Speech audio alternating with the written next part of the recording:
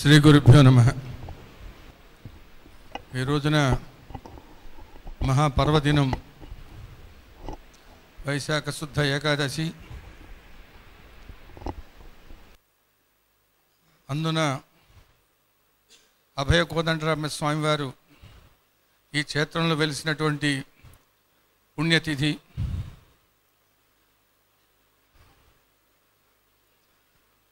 సుమారు 6 సంవత్సరాల క్రితం జగద్గురువుల అనుగ్రహంతో ఇదే వేదిక నుండి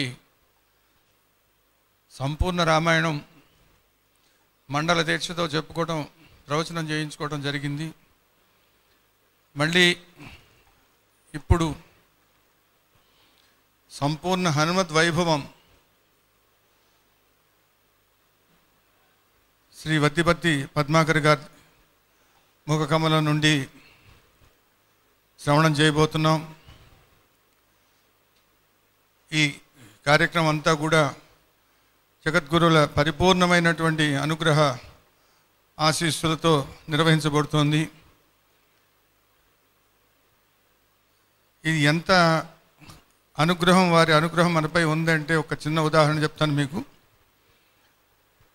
నిన్న మా కుమారుడు శృంగేరిలో ఉండటం తటస్థించింది.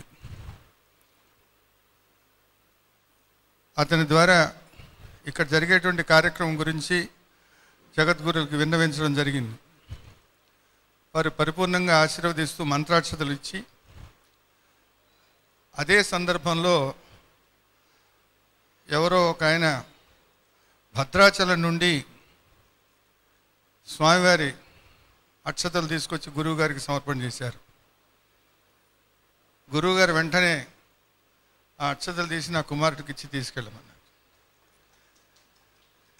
ఇంతకంటే గురువుల అనుగ్రహం మనకి ప్రత్యక్షంగా ప్రస్ఫుటమవుతాం అంటే మనం చాలా ధన్యులం. ఆంజనేయ స్వామి వారి చరిత్ర అంటే రామాయణమే. మళ్ళీ రామాయణాన్ని మనం శ్రవణం చేయబోతున్నాం.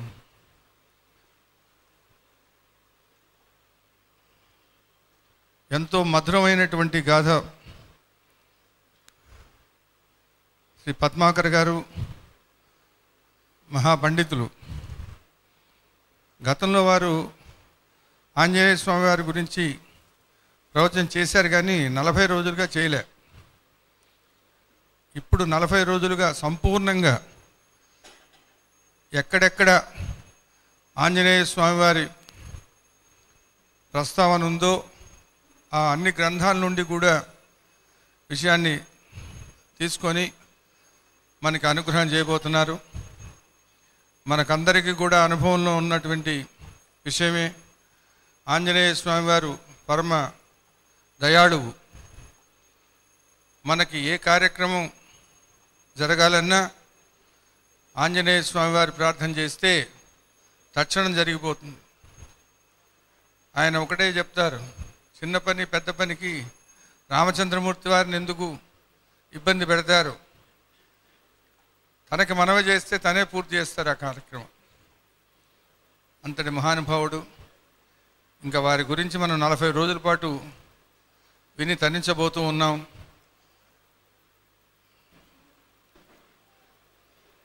ప్రతి ఒక్కరూ కూడా దయచేసి సమయాన్ని పాటించి సరిగ్గా 6:30 గంటలకు మనం ప్రారంభం చేసుకునే విధంగా మీరు వచ్చినట్లయితే గురు ప్రార్థన కూడా ముగించుకొని 6:30కి ప్రవచనం ప్రారంభం చేసుకుంటే కనీసం రోజు ఒక 2 గంటలు మనం చెప్పుకునే అవకాశం ఉంటుంది.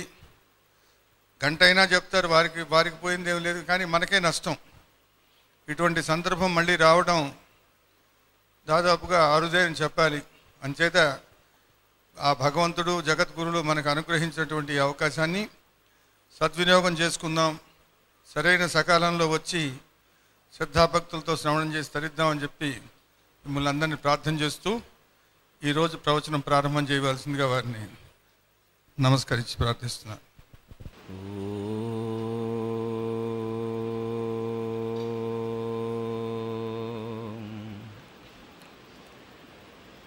అవిద్యానామంతస్తి తిమిరమిహిరద్వీపనగరీ జడానాం చైతన్యస్తబకమకరందశ్రుతిఝరీ దరిద్రాణాం చింతామణి గుణనికా జన్మజలధౌ నిమగ్నానాం దంష్ట్రామురరిపువరాహస్య భవతి. శుక్లాంబరధరం విష్ణుం శశివర్ణం చతుర్భుజం ప్రసన్నవదనం ధ్యాయేత్ సర్వవిఘ్నోపశాంతయే. వందే గురుపదద్వంద్వమవాంగ్మానసగోచరం రక్తశుక్లప్రభామిశ్రమతర్క్యం త్రైపురం మహః. నారాయణం నమస్కృత్య నరం చైవ నరోత్తమం దేవీం సరస్వతీం వ్యాసం తతో జయముదీరయేత్.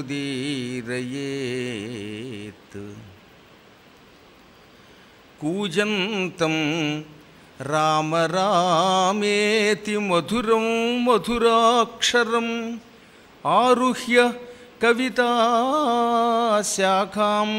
వందే వాల్మీకికోకిలం.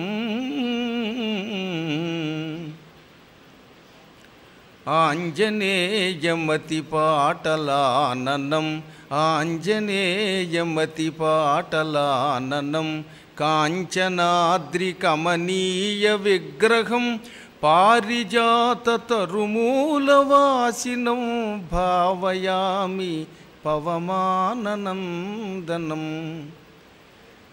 వైదేహీ సహితం సురద్రుమతలే హైమే మహామంటపే మధ్యే పుష్పకమాసనే మణిమయే వీరాసనే సుస్థితం. అగ్రే వాచయతి ప్రభంజనసుతే తత్వం మునిభ్యః పరం వ్యాఖ్యాంతం భరతాదిభిః పరివృతం రామం భజే శ్యామలం.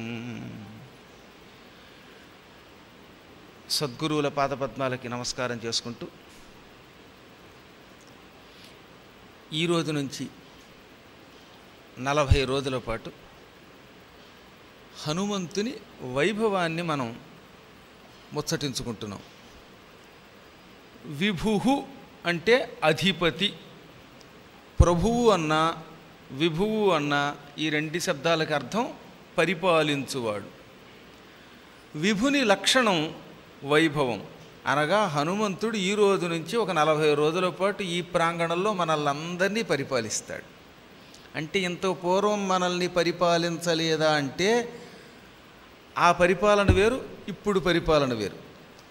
అప్పుడు పైపైన అలాగా బాగున్నారా లేదా అని ఒక పలకరింపు మాత్రమే చేశాట. కానీ ఆయన చరిత్ర వింటే ఆ క్షణం నుంచి వాడి బాధ్యత మొత్తం తానే స్వీకరించి ఇంకా జీవితంలో ఎప్పుడూ వాడికి ఏ కష్టం రాకుండా సర్వకాల సర్వావస్థల్లో కాపాడతాడు. ఆ కాపాడే లక్షణానికి వైభవము అని పేరు అన్నమాట. అందుకే తరచుగా వైభవం అంటే ఏమిటనమాట, లోకాలని పరిపాలించే అపూర్వ శక్తి వెంకటేశ్వర వైభవం అంటున్నాం. అంటే ఆయన యొక్క ప్రభుత్వం అలా ఉన్నది అని చెప్పడం. అందులో సంపూర్ణ హనుమద్వైభవం అని ఒక శీర్షిక కూడా ఈ ప్రాంగణానికి మాత్రమే దక్కింది. ఈ సృష్టిలో అందరూ కారణజన్ములే. కారణజన్ముడు కానివాడు అంటూ ఉండడు. ప్రహ్లాదుడు కారణజన్ముడే, హిరణ్యకశిపుడు కారణజన్ముడే. హిరణ్యకశిపుడు లేకపోతే ప్రహ్లాదుడు లేడు. అలాగే ప్రతి వ్యక్తి ఏదో ఒక పని చెయ్యడానికి, ఆ పని ద్వారా లోకానికి సందేశం ఇవ్వడానికే పుడతాడు. కాకపోతే కొందరు చేసే పనులు శాశ్వతంగా లోకంలో నిలిచిపోతాయి, లోకానికి ఉపయోగపడతాయి. కొందరు చేసే పనులు లోకానికి ప్రమాదం తెచ్చిపెడతాయి. అందుకే శంకరాచార్యులు వారు జగద్గురు పరివ్రాజకాచార్యులైనటువంటి పరమహంస పరివ్రాజకాచార్యులైన ఆదిశంకరాచార్యులు వారు కారణజన్ములు రణజన్ములు అని విభాగించారు. తమాషాగా రణజన్ములు అంటే యుద్ధానికి మూలకారకులు వారుంటేనే ఇంకో కారణజన్ముడు పుడతాడు. రావణుడు అనేవాడు పుట్టకపోతే రామావతారం రాదు. కాబట్టి లోకంలో ఇంచుమించుగా అందరూ కారణజన్ములే, వ్యర్థమైన పదార్థం లేదు. కానీ ఈ శృంగేరి పీఠం మరింత ప్రత్యేకతని సంతరించుకుంది. శృంగేరి పీఠం ఎక్కడో లేదు, ఇక్కడ గుంటూరులోనే ఉన్నది. ఇక్కడ పోలిశెట్టి హరిప్రసాద్ గారు అలాంటి ప్రహ్లాద నారదాదుల కోవకు చెందినటువంటి కారణజన్ములు. అందుకే 40 రోజులు ప్రవచనాలు జరగడం ఒక ఎత్తు అయితే సంపూర్ణ రామాయణము ఇక్కడే జరిగింది వారి ఆధ్వర్యంలో. మళ్ళీ సంపూర్ణ హనుమద్ వైభవము జరుగుతున్నది. రామకథ జరిగిన చోట రామభక్తుడి కథ జరగకపోతే కొంత లోటు అన్నాడు స్వయంగా తులసీదాస్. రామచరితమానస్ అనే పేరుతో రామాయణాన్ని ఒక అపూర్వ రీతిలో లోకానికి అందించిన పరమ భక్తుడు తులసీదాస్. ఆయన హనుమంతుణ్ణి గురువుగా గౌరవించి పూజించి హనుమాన్ చాలీసా రాశాడు. ఆ మహానుభావుడు చెప్పాడు, రామాయణం జరిగాక రామభక్తుడి కథ జరిగి తీరాలి, లేకపోతే లోటు అన్నాడు.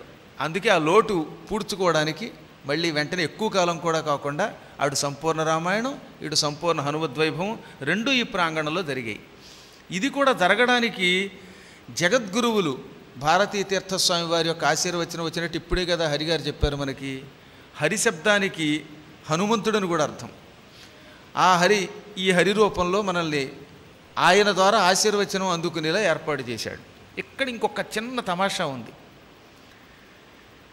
సంపూర్ణముగా జగద్గురుడైన ఆదిశంకరాచార్యుల వారి యొక్క సంకల్పంతో జరుగుతోంది ఈ హనుమద్వైభవం. ఎలాగా అని మీరు అడుగుతారు. ఆదిశంకరాచార్యులు వారు యావత్ ప్రపంచంలో పర్యటన చేసి 4 చోట్ల ఆమ్నాయ పీఠాలు వేదపీఠాలు స్థాపించారు. మనకి దక్షిణామ్నాయ పీఠం శృంగేరిలో ఉంది. పూర్వామ్నాయం అంటే తూర్పు దిక్కునున్నటువంటి ఆమ్నాయ పీఠం వేదపీఠం జగన్నాథం. అది నిజానికి జగన్నాథపురి, మన నోట్లో పడి పూరిగా మారిపోయింది కానీ జగన్నాథపురి. ఇంకా ఉత్తరామ్నాయ పీఠం బదరీ దగ్గర జోషిల్ మఠ దగ్గర ఉంది. పశ్చిమామ్నాయం ద్వారకలో ఉంది. ప్రస్తుతం మనకి దక్షిణామ్నాయ శృంగేరి పీఠము ద్వారా ఈ కార్యక్రమం జరుగుతుందని మనం నిస్సంకోచంగా చెప్పచ్చు. ఎందుకంటే గురువుగారి ఆశీర్వచనాలు వెనకున్నాయి కనుక. ఇప్పుడు ఇంతకీ దక్షిణామ్నాయ శృంగేరి పీఠం ద్వారానే ఈ కార్యక్రమం ఎందుకు చేయిస్తున్నారు శంకరాచార్యులు వారు అంటే, దక్షిణంలోనే ఆంజనేయ స్వామి వారు పుట్టారు. ఇప్పుడు ఈ రికార్డింగ్ అంతా కూడా టీటీడీ వారు చేస్తున్నారు కదా, ప్రసారం చేస్తున్నారు కదా. తిరుపతిలో అంజనాద్రి మీద ఆంజనేయుడు పుట్టాడు. ఆంజనేయుడు ఒక్కడే మన ఏపీ వాడని చెప్పుకుని మనం గర్వంగా తలెత్తుకు తిరగచ్చు, ఆంధ్రుడు. ఆ కథ అంతా మీకు బయట చెబుతాను భవిష్యత్తులో. కాబట్టి ఆంజనేయుడు పుట్టింది దక్షిణ భారతంలో, ఆంజనేయుడు పెరిగిన స్థలము దక్షిణ భారతం. ఆంజనేయుడు ఎక్కువ కాలం సుగ్రీవుడి దగ్గరే కదా పనిచేశాడు, సుగ్రీవ సచివుడు. సుగ్రీవుడు కర్ణాటక, కర్ణాటకలో శృంగేరి ఉంది. అంటే ఆంజనేయుడు మంత్రిగా పనిచేసిన స్థలం ప్రభావం కూడా మన మీద ఉన్నది. ఇప్పటికీ కూడా తీర్థయాత్రలకి వెళ్ళేటటువంటి వాళ్ళు తప్పక వెళ్ళవలసిన ఒక గొప్ప స్థలం ఉన్నది. అదే విజయనగరం. హంపి విజయనగర సామ్రాజ్యానికి 25 కిలోమీటర్ల దూరంలో పంపా సరస్సు ఉంది. అక్కడ భక్త శబరి గుహ ఉన్నది. మతంగ మహర్షి ఆశ్రమం ఉంది. ఇంకొక 5 కిలోమీటర్లు అటు నుంచి మనం హోస్పేట వైపు వస్తే అక్కడే ఋష్యమూక పర్వతం. ఋష్యమూక పర్వతం మీద అపూర్వమైన రీతిలో ఆంజనేయ స్వామి వారి యొక్క శిలామూర్తి కూడా ఉంటుంది. అంటే ఋష్యమూక పర్వతం, పంపా సరస్సు, శబరి గుహ, మతంగ మహర్షి ఆశ్రమం ఇవన్నీ కర్ణాటకలో అక్కడే ఉన్నాయి. మనం హోస్పేట లేక తోరణగల్లు నుంచి ప్రయాణం చేసి ఒక 25 కిలోమీటర్లు పెడితే చాలు. ఇంత చేసి కారులో పెడితే ఒక 20-25 నిమిషాల్లో పెడతాం. ఆ ప్రాంగణంలో ఒక రాత్రి నిద్ర చెయ్యాలి అని శాస్త్రం. ఒక రాత్రి నిద్రపోతే అర్ధరాత్రి 12 గంటలకి ఘుమలాడే ఒకనొక వాసన వస్తుంది. ఆ వాసన తామర పువ్వులు అంటే తామర పువ్వుల వాసన కాదు, కలువలు కాదు, సంపంగి కాదు, ఏదో విచిత్రమైన వాసన. అదే ఆధ్యాత్మిక వాసన. రామనామం అర్ధరాత్రి 12 గంటలకి అక్కడికి వచ్చి హనుమంతుడు జపిస్తాడు గనక ఆ జపం వింటున్న వాళ్ళకి ఏదో తెలియని అపూర్వమైన సువాసన వస్తుంది అని ఎప్పుడో ఆదిశంకరాచార్యులు వారు చెప్పారు. అంత గొప్ప వాసన నేను స్వయంగా పీల్చాను, నాతో పాటు వచ్చిన భక్తులు కూడా అనుభూతి పొందారు. ఇంకా చిత్రం ఏమిటంటే, అక్కడ రాత్రి 12 గంటల వేళ మనం నిద్రపోదామన్నా నిద్ర పట్టదు. మరీ దురదృష్ట జీవి అయితే చెప్పలేం, కానీ భాగ్యవంతుడికి ఎంత అలిసిపోయినా నిద్ర పట్టదు. రాత్రి 12ంటికి ఒంటి మీద మెత్తగా ఏదో వెడుతున్నట్టు అనిపించింది. ఎవరైనా మల్లెపూల దండ వేశారా అనుకున్నా నేను. కాదు, తెల్లని త్రాచుపాము మీద నుంచి పాక్కుంటూ పోతుంది. ఇప్పటికి కూడా గోధుమ త్రాచులు, నల్ల త్రాచుపాములు, తెల్ల త్రాచుపాములు రాత్రి తెల్లవారులు తిరుగుతూనే ఉంటాయి, మీద నుంచి కూడా వెళ్ళిపోతాయి. మనం వాటిని ఏం అనక్కర్లేదు, అవి ఏమీ చెయ్యవు. చిత్రం నామేంచి 5-6 పాములు వెళ్ళాయి తెల్లవారులు అనుభూతే. ఇదేమిట్రా బాబు అనుకున్నాను. చూస్తే వాటి పని చేస్తున్నాయి తప్ప ఎవరిని కాటు వేయటం. మంచి నిగనాడిపోతున్న పాములు పడగలు విప్పి వెళ్ళిపోయాయి. నేను చాలా కాలం క్రితం మాట చెబుతున్నాను, ఇప్పుడు ఆ పాములు ఉంచారో లేదో తెలియదు. మానవులు అడుగు పెడితే పాములు కూడా ఉండవులేండి. అంతకంటే విషం ఉన్నవాడు మరొకడు లేడు మానవుడు. ఆ విషం తొలగడానికి కూడా అక్కడ ఉండి తీరాలి అని శాస్త్రం. అందువల్ల మొత్తం మీద దక్షిణామరాయపీఠ స్థాపకులైన శంకరాచార్యుల వారికి అత్యంత ప్రీతిపాత్రుడైనటువంటి ఆంజనేయ స్వామి వారు దక్షిణ భారతం వాడవడం వల్ల భారతీతీర్థ స్వామివారు సంకల్పించారు. ఇంత పూర్వం చంద్రశేఖర సరస్వతుల వారు ఉండేవారు మనకి, చంద్రశేఖర స్వామి. అందుకే విధుభారతి అని కూడా పేరు పెట్టారు. విధు అన్న చంద్రుడు అన్న ఒకటే అర్థం మనకి. విధు అన్న విధుహు అనే ఉకారాంత పుల్లింగ శబ్దానికి చంద్రుడు. కాబట్టి విధుభారతి అంటే చంద్రభారతియే. మళ్ళీ అంటే పరంపర తిరిగి వస్తూనే ఉన్నది. ఈ కార్యక్రమం మొదలుపెట్టే నాటికి ఉత్తరపీఠాధికారులు రాలేదు, కానీ మనం సంకల్పించిన వెంటనే ఆయన కూడా వచ్చారన్నమాట. అన్ని రకాలుగా జగద్గురు పరంపర మనల్ని రక్షించుగాక అని ఆ పరంపరకు ఒక నమస్కారం చేసుకుందాం. సదా రామ రామేతి రామామృతంతే. ఆదిశంకరాచార్యులు వారు భుజంగ ప్రయాతము అని ఒకానొక ఛందస్సులో, భుజంగ ప్రయాతం అనే పేరుకి అర్థం తెలుసు కదా. భుజంగం అంటే పాము, పాముల వంకరగా వెడుతుంది. భుజౌ న గచ్చతీతి భుజగ. అందరూ కాళ్లతో నడుస్తారు, ఇది ఎలా కాకుండా భుజములతో కాళ్లతో కాకుండా వెడుతుంది కనుక భుజౌ గచ్చతీతి భుజంగ భుజగ. పాక్కుంటూ ఇలా తల మధ్య మధ్యలో పైకెత్తి వంకర టింకరగా వెడుతుంది. అలా పాము వెడుతున్నట్టుగా వెళ్ళే ఒక ఛందస్సు ఉన్నది, దానికి భుజంగ ప్రయాతము. ఇది కొంచెం మార్పు చేస్తే దండకంగా మారుతుంది ఛందస్సులో. అటువంటి భుజంగ ప్రయాతంలో హనుమంతుడి గురించి చెప్పారు. నిరంతరం రామ రామ రామ అని రామనామస్మరణమే ఆహారంగా బతికే ఒక మహానుభావుడున్నాడు. ఆయనకి వేరే ఆహారం అక్కర్లా, కేవలం రామనామమే ఆహారం. ఏదైనా అరటిపండో లేక ఇంకో మామిడి పండో తింటే కడుపు నిండుతుంది, కానీ ఉత్తి నామస్మరణతో కడుపు నిండుతుందా అంటే నిండుతుంది అని చెప్పేట ఆయన. ఎందువల్ల? రామనామం అమృతము. మృతము అంటే చచ్చిపోవునది, చావు కలిగినది. అమృతము అంటే మృతత్వం లేనిది, చావు లేనిది. అమృతం అని ఎందుకు పేరెట్టారంటే దేవతలు తాగే ఒకానొక దివ్య పదార్థానికి అది త్రాగిన వాడికి కలియుగాంతం వరకు జరామరణములు ఉండవు. జర అంటే ముసలితనం, మరణం అంటే చావు. ఈ రెండూ లేకుండా ఒక 43,20,000 సంవత్సరాలు కాపాడే శక్తి కలిగిన దాని కనుక దానికి అమృతం అని పేరు. అంటే దానికి కూడా మళ్ళీ పరిమితులు ఉన్నాయి. దేవతలు తాగే అమృతం శాశ్వతంగా వాళ్ళకి జరామరణములు లేకుండా చెయ్యదు. కేవలం 4 యుగముల పాటు మాత్రమే. కృతయుగం, త్రేతాయుగం, ద్వాపరయుగం, కలియుగం అనే ఈ 4 యుగములకు మాత్రమే జరామరణములు లేకుండా చేసి కాపాడుతుంది. అది అమృతం యొక్క లక్షణం. రామనామం అనే అమృతం దీనికి అతీతమైన అమృతమట. శాశ్వతముగా మానవుడికి జరామరణములు లేకుండా చేస్తుంది. శాశ్వతంగా లేకుండా చేయడం అనగా శాశ్వతంగా రాముడి సన్నిధానానికి తీసుకుపోతుంది. అటువంటి రామనామం అనే అమృతాన్ని నిరంతరం లోపల జపం చేస్తూ అదే ఆహారంగా తీసుకుంటాడు. ఆ ఆహారం వల్ల అంతకంతకి ఆరోగ్యం, బలం, జ్ఞానం, ఉత్సాహం ఇవన్నీ పెరిగిపోతున్నాయి ఆయనకి. ఆహారం లక్షణం ఏమిటంటే తీసుకున్న కొంతసేపు వరకే ఉత్సాహంగా ఉంటాడు, కొంతవరకే మనకు ఆకలి తీరుస్తుంది. మళ్ళీ 4 గంటలు అయ్యాక యథాప్రకారంగా నీరసం ఆవహిస్తుంది. ఏ గ్యాస్ ట్రబులో ఉందనుకుందాం, అటువంటి వాడు ఉపన్యాసానికి వచ్చే ముందు 2 ఇడ్లీ తిని వచ్చి కూర్చున్నాడు. ఎంతసేపు ఉంటుంది? మళ్ళీ ఉపన్యాసం అయ్యి ఇంటికి వెళ్ళి 9 గంటలకి పడుకునే ముందు ఆహారం తినేంత వరకు మాత్రమే వాడికి ఆహారం శక్తిని, బలాన్ని, ఉత్సాహాన్ని ఇస్తుంది. ఎప్పటికప్పుడు ఆహారం పడకపోతే ఈ శరీరం నిలబడదు. అందుకే మన శరీరాన్ని అన్నగత ప్రాణాలు అన్నారు. కలవు అన్నగత ప్రాణాహ. కలియుగంలో ప్రాణులందరూ కూడా అన్నమును ఆశ్రయించుకుని బతుకుతారు. అన్నం ఉంటేనే వాడి ప్రాణం నిలబడుతుంది. ఈ పంచప్రాణాలు నిలబడాలంటే ఏదో ఒక ఆహారం పడవలసిందే.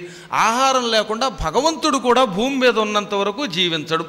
అందుకే కృష్ణావతారం, రామావతారం వంటి గొప్ప గొప్ప అవతారాల్లో కూడా ఏదో ఒకటి తిన్నట్టు నటించారు వాళ్ళు మన కోసం. అది భూమి లక్షణం కనుక. కానీ రామనామం అనే అమృతం మాత్రం అలా కాకుండా ఈ భౌతిక ఆహారంతో సంబంధం లేకుండా నిరంతరం ఉత్సాహాన్ని, బలాన్ని పెంచి శాశ్వతమైన రామపదాన్ని ఇస్తుంది, కైవల్యాన్ని ఇస్తుంది, వైకుంఠాన్ని ఇస్తుంది. అందుకే రామనామం అనేటటువంటి ఆహారం కంటే, అమృతం కంటే గొప్ప ఆహారం లేదన్నారు ఆదిశంకరాచార్యులు వారు. సదా రామ రామేతి రామామృతం తే సదా రామమానంద నిష్యంద కందం పిబంతం సమస్తం హసంతం సుదంతం హనుమంతమంతర్భజేతం నితాంతం. నితాంతం అంటే ఎల్లప్పుడూ. నేను ఎల్లవేళలా హనుమంతుణ్ణి ధ్యానం చేస్తున్నాను. ఎందుకు హనుమంతుణ్ణి ధ్యానం చేస్తున్నాను? ఎప్పుడూ రామనామాన్ని ఆయన తాగుతున్నాడు గనక. రామనామం తాగేవాడంటే నాకు గురువుతో సమానం. రామనామం తాగేవాడు ఎప్పుడు చిరునవ్వుతూ ఉంటాడు. అందుకే హసంతం అన్నారు. హసన్ అంటే నవ్వువాడు, హసంతం ఎప్పుడు అలా నవ్వుతూ ఉంటాడట. రోజు రామ రామ అనేవాడు, రోజు రామకథ వినేవాడు, రాముడిని దర్శనం చేసుకునేవాడు, ఏడవడు. ఎందుకంటే మన ఏడుపంతా రాముడే ఏడ్చట. ఎంత చమత్కారం చేశాడు ఆయన! మీ బదులు ఆయన యావజ్జీవితం ఏడ్చేశాడు. సీత సీత అని తలుచుకుని అరణ్యవాసం చేస్తున్నప్పుడు, కిష్కింధ దగ్గర ఋష్యమోక పర్వతం దగ్గర ఉన్నప్పుడు మనకి రాబోయే ఏడుపులన్నీ ఆయనే స్వీకరించి మన బదులు యావజ్జీవితం ఆయన దుఃఖించాట. ఇంకా నువ్వు కొత్తగా దుఃఖించవలసిన అవసరంలా, సంపూర్ణంగా రాముడి మీద బాధ్యత పెట్టేయి, రామ అనుకో. అప్పుడు నీకు నవ్వు తప్ప మరొకటి రాదు. నమ్మకంతో ఉండాలి. కాకపోతే ఎంత ఎక్కువ నమ్మకం ఉంటే అంత ఎక్కువగా అది ఫలిస్తుంది. కాబట్టి రాముడిని నమ్మి రామనామస్మరణ చేస్తే దుఃఖం ఉండదు, నవ్వు ఉంటుంది. అందుకే హనుమంతుడు ఎప్పుడు చిరునవ్వుతో ఉంటాడు. దాంతోపాటుగా ఇంకేం చేసేట, సుదంతం, మంచి దంతము కలిగినవాడు. మనందరికీ దంతాలు ఉన్నాయి, కానీ అయినంత మాత్రం చేత మనం సుదంతులం అవ్వలేం. ఎప్పుడు సుదంతుడవుతాడు? ఈ దంతములతో రామనామస్మరణ చేసినంత వరకు. మన ముఖం ఒక యంత్రం. కొంచెం జాగ్రత్తగా వింటే క్రమక్రమంగా హనుమంతుడి గొప్పతనం తెలుస్తుందన్నమాట. మన ముఖంలో నుంచి శబ్దాలు బయటికి రావడానికి ఈ అవయవాలన్నీ పనికొస్తాయి. అందులో కొన్ని శబ్దములు నాలుకతో, కొన్ని దంతంతో, కొన్ని కంఠంతో పలుకుతాం. అందుకే అకుహ విసర్జనీయానాం కంఠః. అ అనండి, ఇక్కడి నుంచి పలుకుతారు మీరు. క అనండి, కంఠంతో పలుకుతారు. హ అనండి, వెంటనే మీకే తెలుస్తుంది ఇక్కడి నుంచి వస్తుంది శబ్దం. అందుకే వీటిని ఏమన్నారు? అకుహ విసర్జనీయానాం కంఠః. కంఠము నుండి పుడతాయి. ఆ క హ విసర్గతో కూడినవన్నీ కంఠం నుంచి పుడతాయి. ఇచు యశానాం తాలుహు. ఈ అనండి, చ అనండి, యా అనండి, శా అనండి. ఇవి తాళవ్యాలు అన్నమాట. మీకు వెంటనే తెలిసిపోతుంది. ఈ అనగానే, చ అనగానే, శ అనగానే టక్కనవి మనకి తాళవ్యములుగా ధ్వనిస్తాయి. రుటురషాణం మూర్ధాహ. రు అనండి, ట ష అంటే ఈ పైకి వెళ్ళి నాలుగు తగులుతుంది, మూర్ధన్యాలన్నారు. ఉపూ పద్మానీయానాం ఓష్టౌ. ఊ ప అనగానే ఈ పెదవులు కలుస్తాయి, అందుకే ఓష్టములు అన్నారు వీటిని.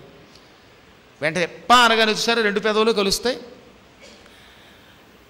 దీంతో పాటుగా నాసికానుస్వారస్య, ముక్కుతో పలుకుతాం. ఏది? నాసికతోటి. అనుస్వారం సున్నా. రామం అనగానే ఆ చివరి సున్నా ముక్కుతో పలుకుతాం. యమగణనానాం నాసిక. ఇඤ ఇణి నా నా మా ఇవి కూడా అనుస్వారాలు. వీటిల్లో స అనే అక్షరము దంత్యం. స అనగానే దంత్యం. ఈ దంత్యము సీత అనే శబ్దానికి మొట్టమొదటి అక్షరం సకారమే కదా. ఈ స స అనాలంటే దంతములు పనికొస్తాయి. దంతములతో నిరంతరం సీతారాముల్ని తలుచుకోవటం వల్ల ఆయన దంతములు సుదంతములు అయిపోయాయిట. ర స ఈ రెండు పలకాలంటే దంత ప్రయత్నం కూడా కావాలి. ఇవి లేకపోతే ఎట్టి పరిస్థితులలోనూ ఈ శబ్దాలు స్పష్టంగా రావు. సీతారాములిద్దరినీ మనస్సులో పెట్టుకుని నిరంతరం తలుచుకోవడం వల్ల ఆయన దంతముల నుంచి ఆ శబ్దములే వచ్చాయి గనక ఆయన సుదంతుడయ్యాట. మనం కూడా భగవన్నామానికి ఈ దంతాలని నాలుకని ఉపయోగిస్తే మన దంతములు సుదంతములు అవుతాయి, మన నాలుక సుజిహ్వ మంచి నాలుక అవుతుందన్నమాట. హనుమంతుడి నోటి వెంబడి అపశబ్దము రాదు. ఈ మధ్యన మాకు కొన్ని ఇబ్బందులు వస్తున్నాయి ఇదివరకుడితో పోలిస్తే. ఎందుకని? పూర్వం మాకు కొంత స్వేచ్ఛ ఉండేది, హాస్యంగా ఏదైనా అనగలిగేవాళ్ళం. ఇప్పుడు హాస్యం అనాలంటే ఎందుకు భయం వేస్తోందంటే, మేము ఏదంటే అది అవతలవాడు ప్రమాణంగా తీసుకుంటున్నాడు, అందుకని ఆచితూచి మాట్లాడాల్సిన యోగం మాకు. మీకైతే స్వేచ్ఛ. నేను ఉదాహరణ చెబుతాను మీకు. ఓ భక్తురాలు వచ్చింది, ఆవిడ 2 రోజుల నుంచి ఉపవాసం ఉందిట. ఎవరో చెప్పారట దశమి నాడు, ఏకాదశి నాడు, ద్వాదశి నాడు 3 రోజులు ఏమీ తినకుండా ఉత్తి పాలు మాత్రమే సేకరించాలి, అదే ఏకాదశి ఉపవాసం అంటే అని చెప్పారట పాపం. అందుకని ఆవిడ దశమి నాడు పూర్తిగా ఏమీ తినలేదు, ఉత్తి ఇన్ని పాలు తాగింది. ఏకాదశి నాడు ఏమీ తాగలేదు, కేవలం కాసిన పాలే తాగింది. ద్వాదశి నాడు అలాగే చేసింది. దాంతో నాకు కొంచెం కోపం వచ్చి, ఇలాంటి పిచ్చివాళ్ళు ఎవరో చెబుతూ ఉంటారు అని, ఏమమ్మా 3 రోజులు ఎందుకు, ఏకాదశి ఉపవాసం అంటే మొత్తం పక్షం ఉపవాసం ఉండకపోయావా అన్నాను. నేను హాస్యానికి ఎందుకు ఈ పని చేసావని చెప్పడం కోసం అన్నాను, అంతకంటే ఏం లేదు. అలా అనగానే ఆవిడ నిజంగా 15 రోజులు తిండి మానేసింది. అంటే ఎంత నమ్మకమో చూడండి. తర్వాత వాళ్ళ ఆయన వచ్చి 15 రోజుల నుంచి ఏం తినకుండా కళ్ళు తిరిగి పడిపోయిందండి అంటే, ఎంత పొరపాటు, నేను అన్నది ఆవిడకి ఇలా అపార్థం చేసుకుంది. మరీ బొత్తిగా ఏకాదశి ఉపవాసం అంటే దశమి నాడు ఏమీ తినొద్దంలా, రాత్రికి పలహారం చేయమన్నారు, పగలు తినొద్దని లేదు. ఎవరో ఏదో తెలియక చెప్పారనుకో, అది ఆచరించి ఆవిడ ఏమీ తినకపోతే ఏమైపోతుంది, అందుకని మొత్తం మానేపోయావా అన్నాను. ఆ మాట పుచ్చుకొని మొత్తం మానేసిందనమాట. అని అప్పటి నుంచి ఏం చేశానంటే, హాస్యమునకు కూడా ఇలాంటి మాటలు అనడం మానేయవలసి వచ్చింది. ఎందుకని? ఏదంటే అదే ప్రమాణం అనుకుంటున్నారు, అదే మంత్రంగా సేకరిస్తున్నారు కనుక. సుదంతుడు ఎప్పుడు అవుతాడు అంటే, దానికి ఉదాహరణగా ఇప్పుడు శంకరాచార్య వారు ఇందులో చెప్పారు. సుజిహ్వ సుదంతులు అంటే హాస్యమునకు కూడా శిష్యులకి లేనిపోనివి చెప్పకూడదు. అంటే వేళాకోళమునకు కూడా మంత్రశాస్త్ర విషయములలో, అందులో మనల్ని గురువులుగా ప్రమాణంగా సేకరించే వారి దగ్గర జాగ్రత్తగా ఉండాలి. అప్పుడు మాత్రమే సుదంతుడవుతాడు. శ్రీకృష్ణుడికి ఒక భార్య ఉన్నది, ఆవిడ పేరు సుదంత.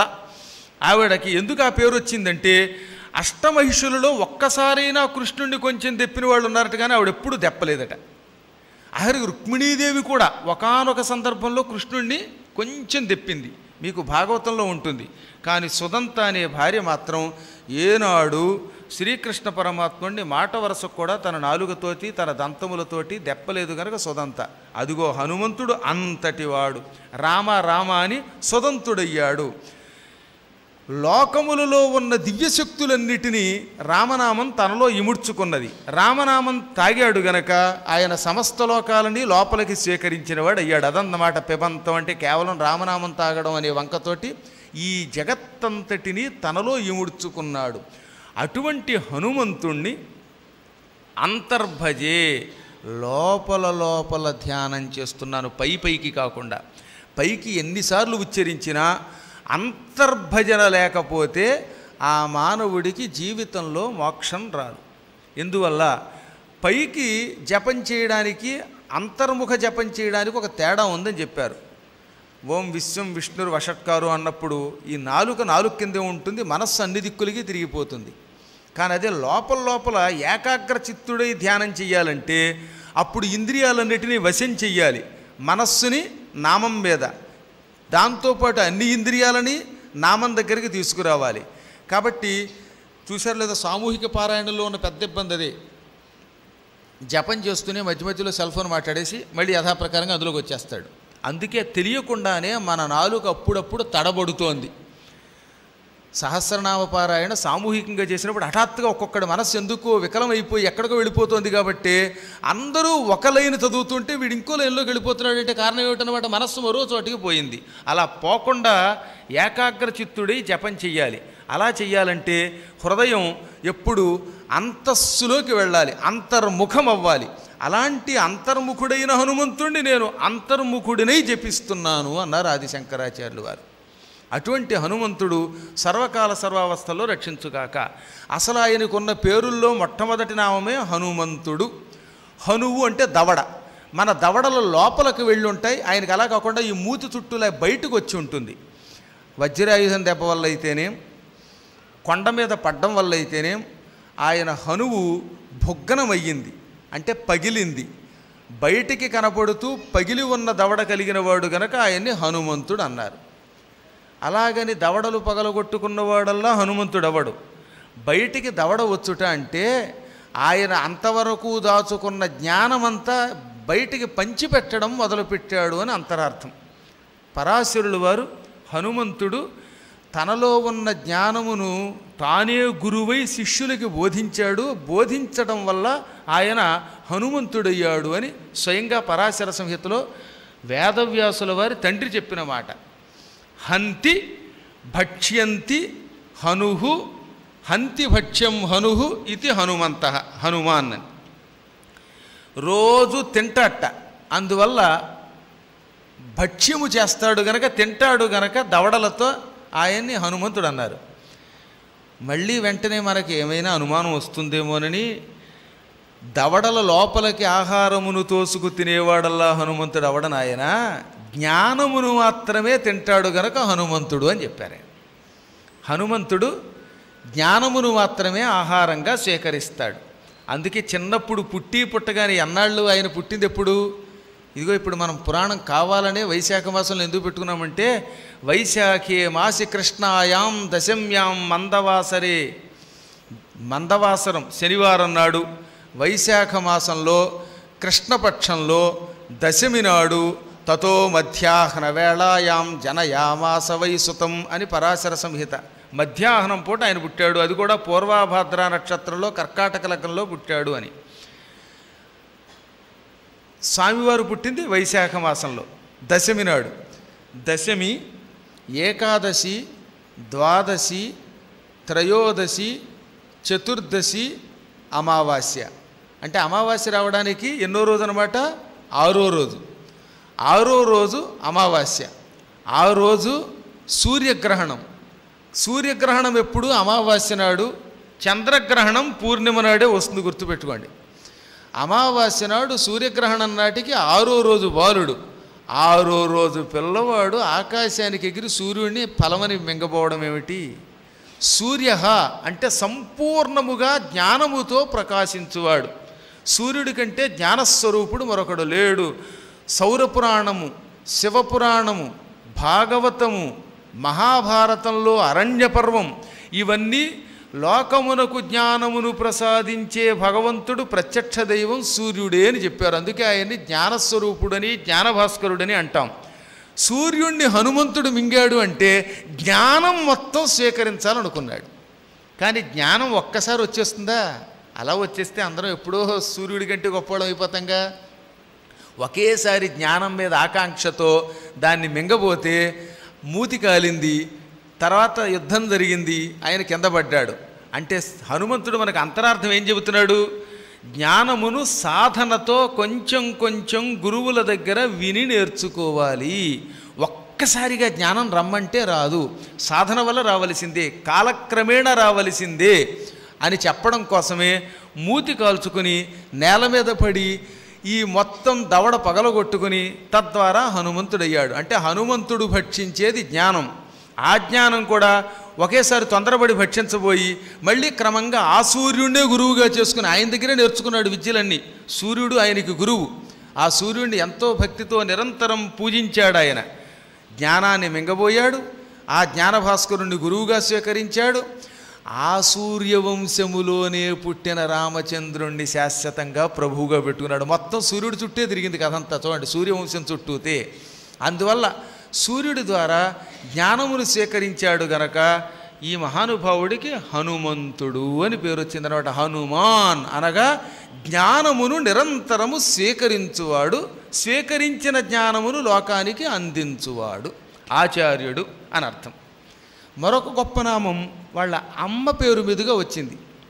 అమ్మ కంటే గొప్ప దేవత లేదని పదే పదే చెప్పుకున్నాం కదా మనం ఎన్నో పురాణాలలో. నా మాతు పరదైవతం. కానీ ఒక్క హనుమంతుడి దగ్గర ముందు హనుమంతుడు పేరు చెప్పాకే అంజనాసూను అనాలి. అందుకే రోజు హనుమంతుడి నామాలు చదివేటప్పుడు హనుమాన్, అంజనాసూను, వాయుపుత్రో మహాబలః రామేష్టః ఫల్గుణసఖః పింగాక్షః అమితవిక్రమః ఉదధిక్రమణశ్చైవ సీతాశోకవినాశకః లక్ష్మణప్రాణదాతా చ దశగ్రీవస్య దర్పః ద్వాదశైతాని నామాని కపీంద్రస్య మహాత్మనః స్వాపకాలే పఠేన్నిత్యం యాత్రాకాలే విశేషతః తస్య మృత్యుభయం నాస్తి సర్వత్ర విజయీ భవేత్. 12 నామాలు హనుమంతుడికి చెప్పారు. కానీ మొదటి నామం హనుమాన్, ఎందుకంటే జ్ఞానము కంటే గొప్పది లేదు కనుక, ఆయన జ్ఞానస్వరూపుడు, అందుకని హనుమాన్ నామం. రెండవది మాతృస్వరూపం అంజనాదేవి, అంజనాసూనుహు అని తల్లి ద్వారా ఇతన్ని స్మరిస్తున్నాం మనం. అంజన కొడుకు, ఎంత గొప్పవాడైనా వాళ్ళ అమ్మ కొడుకు అని చెప్పించుకోవడానికి పిలువబడ్డానికి ఇష్టపడతాడు. కౌసల్య సుప్రజారామ అంటే ఉన్న ఆనందం రాముడికి ఉత్తి రామ అంటే ఉండదట. అందుకే మహానుభావులందరూ కూడా కౌసల్యాతనయా అని ఆయన్నే స్మరించి తల్లిని ముందు పెట్టి తర్వాత అటువంటి కౌసల్య కన్నా మంచి సంతానమా అన్నారు ఆయన. హనుమంతుడికి కూడా అంజనాసూను అంటే బాగా ఇష్టం. జ్ఞానము తర్వాత మాతృస్వరూపాన్ని తలుచుకున్నాడు.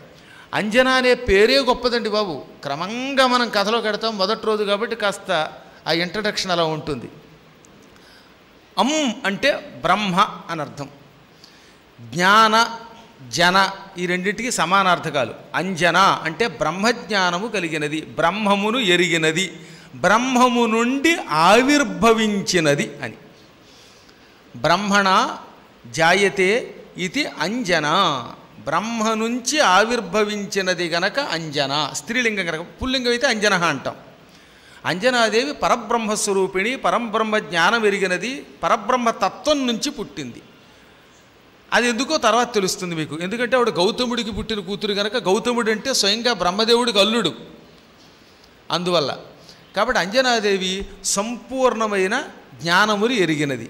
ఆవిడ కుమారుడు అనగా మళ్ళీ ఇందాకట్లాగే హనుమాన్ శబ్దంలాగే ఈయన మాతృగర్భము నుంచి కాదు పుడత, జ్ఞానమును ఎరిగినటువంటి ఒకానొక దివ్యశక్తి సరస్వతీ స్వరూపాన్ని నుంచి ఆవిర్భవించాడు అని. అంజనము అంటే కాటుక అని ఒక అర్థం. కాటుక కొండ అని ఒక కొండ ఉన్నది హిమాలయ పర్వతాల్లో. ఆ కొండ దగ్గరికి వెళ్ళి కూర్చున్నవాడికి ఏది కావాలంటే అది కనపడుతుంది. అక్కడ ఒక్క క్షణం ధ్యానం చేస్తే ఈ సృష్టి మొత్తంలో ఎక్కడ ఏ మూల ఏమి జరుగుతుందో అదంతా కంటి ముందు గోచరిస్తుంది. అందుకే ఆ అంజన పర్వతం చాలా గొప్పది అని పేరు. హనుమంతుడు కళ్ళు మూసుకుంటే ఈ చరాచర జగత్తులో ఏం జరిగిందో తెలుస్తుంది. అందుకని అంజనాసూను అన్నారు. అంజనము అంటే మరొక అర్థం ఏమిటంటే మానవుడికి దివ్య శక్తిని ప్రసాదించే ఒకానొక గుళిక. జ్ఞానాంజన శలాకే అని మన జ్ఞానం అనే ఒకానొక అంజనపు పిసరతోటి అజ్ఞానాన్ని తొలగించేటటువంటి వాడు గురువు అని. కంటికి పూర్వకాలంలో మహర్షులు తపస్సు చేసి సాధించిన ఒకానొక పసరుని రాసేవారు. ఈ పసరు నల్లగా, అది కూడా కాటుకలాగే ఉంటుంది. అది కంటికి ఇలా రాసుకుంటే, ఈ అంజనం కంటికి రాసుకుంటే భూగర్భంలో ఎక్కడ ఏ నిధి ఉంది, లేక ఏ ప్రాంతంలో ఏ ధాతువులు ఉన్నాయి, ఏ నవరత్నాల వంటి ఉన్నాయి, ఇవన్నీ తెలిసేవి. అందుకని అంజనము కంటికి రాసుకుంటే నవనిధులు తెలుస్తాయని శాస్త్రం అన్నమాట. హనుమంతుడు అంజనాసూనుడు అంటే దాని అంతరార్థం ఏంటంటే ఆయన రోజు తల్లి దగ్గరికి వెళ్ళి నమస్కారం చేసి తల్లి కాళ్ళ కింద ఉన్న ఎంత దుమ్ము కంటికి రాసుకునేవాట. రాసుకోగానే తన గురువులు ఎవరు, తాను చేయవలసిన కార్యక్రమం ఏమిటి, ఈ చరాచర జగత్తులో ఏ మానవుడి దగ్గర ఏ శక్తి ఉంది ఇదంతా తెలిసిపోయేది.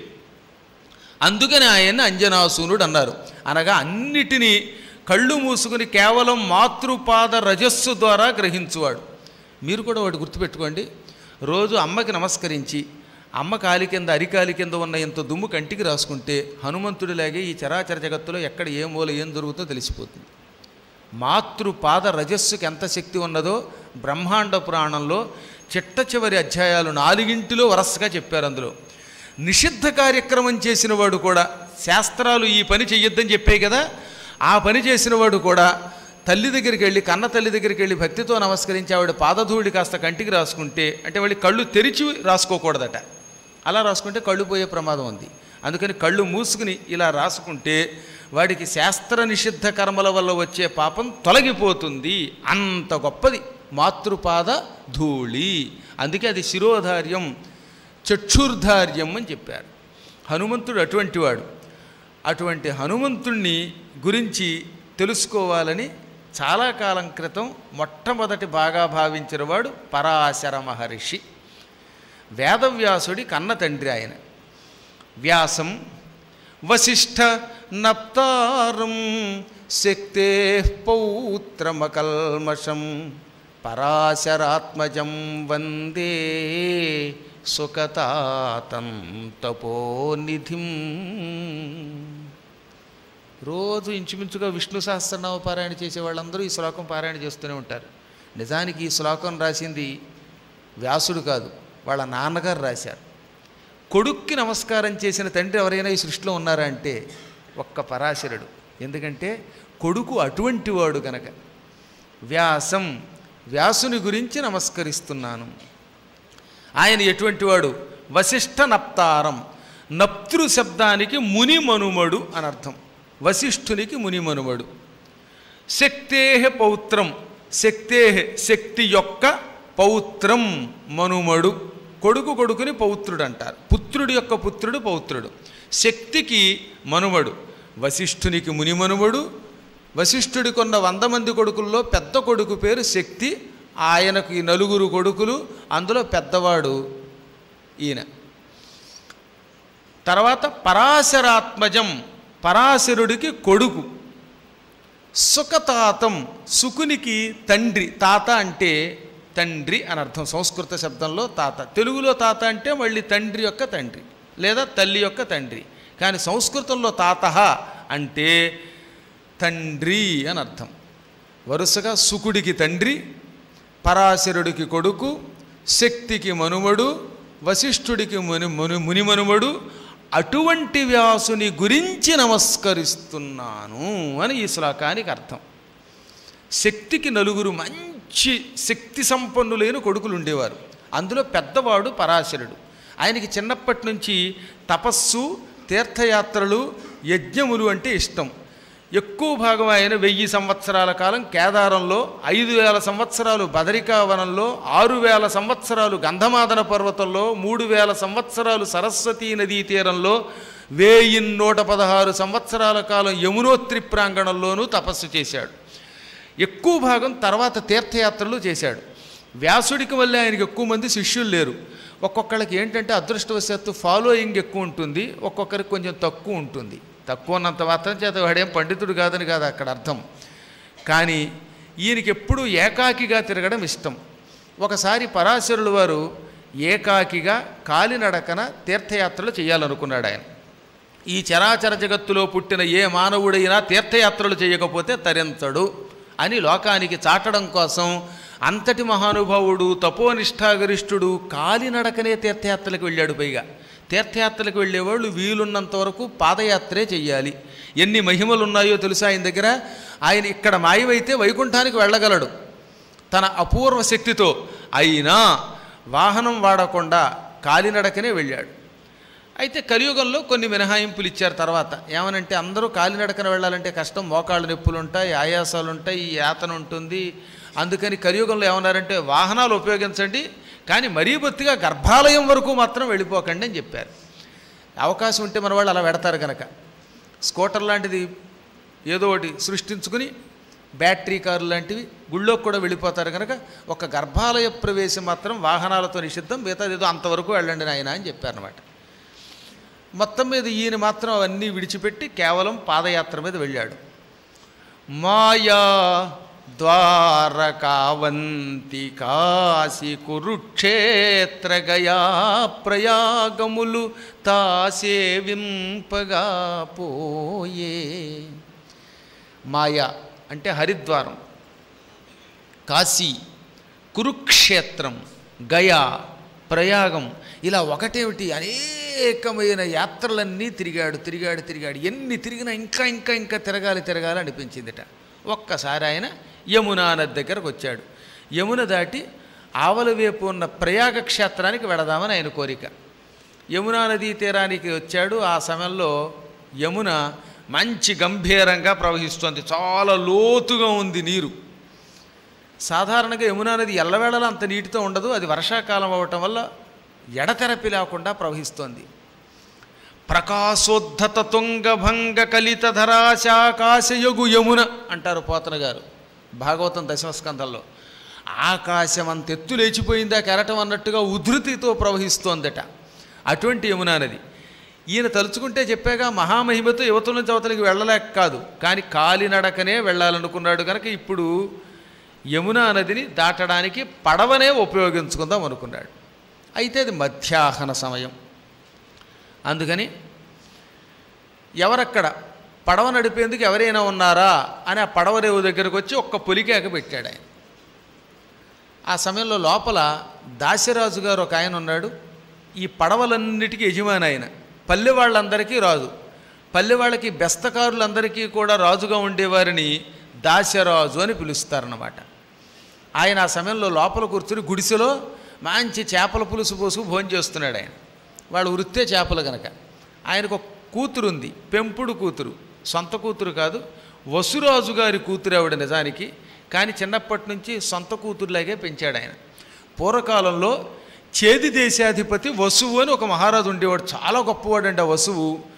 ఆయన తన మహాపరాక్రమంతో భూమండలమంతా నిస్సంకోచంగా తిరిగేవాట ఆయన.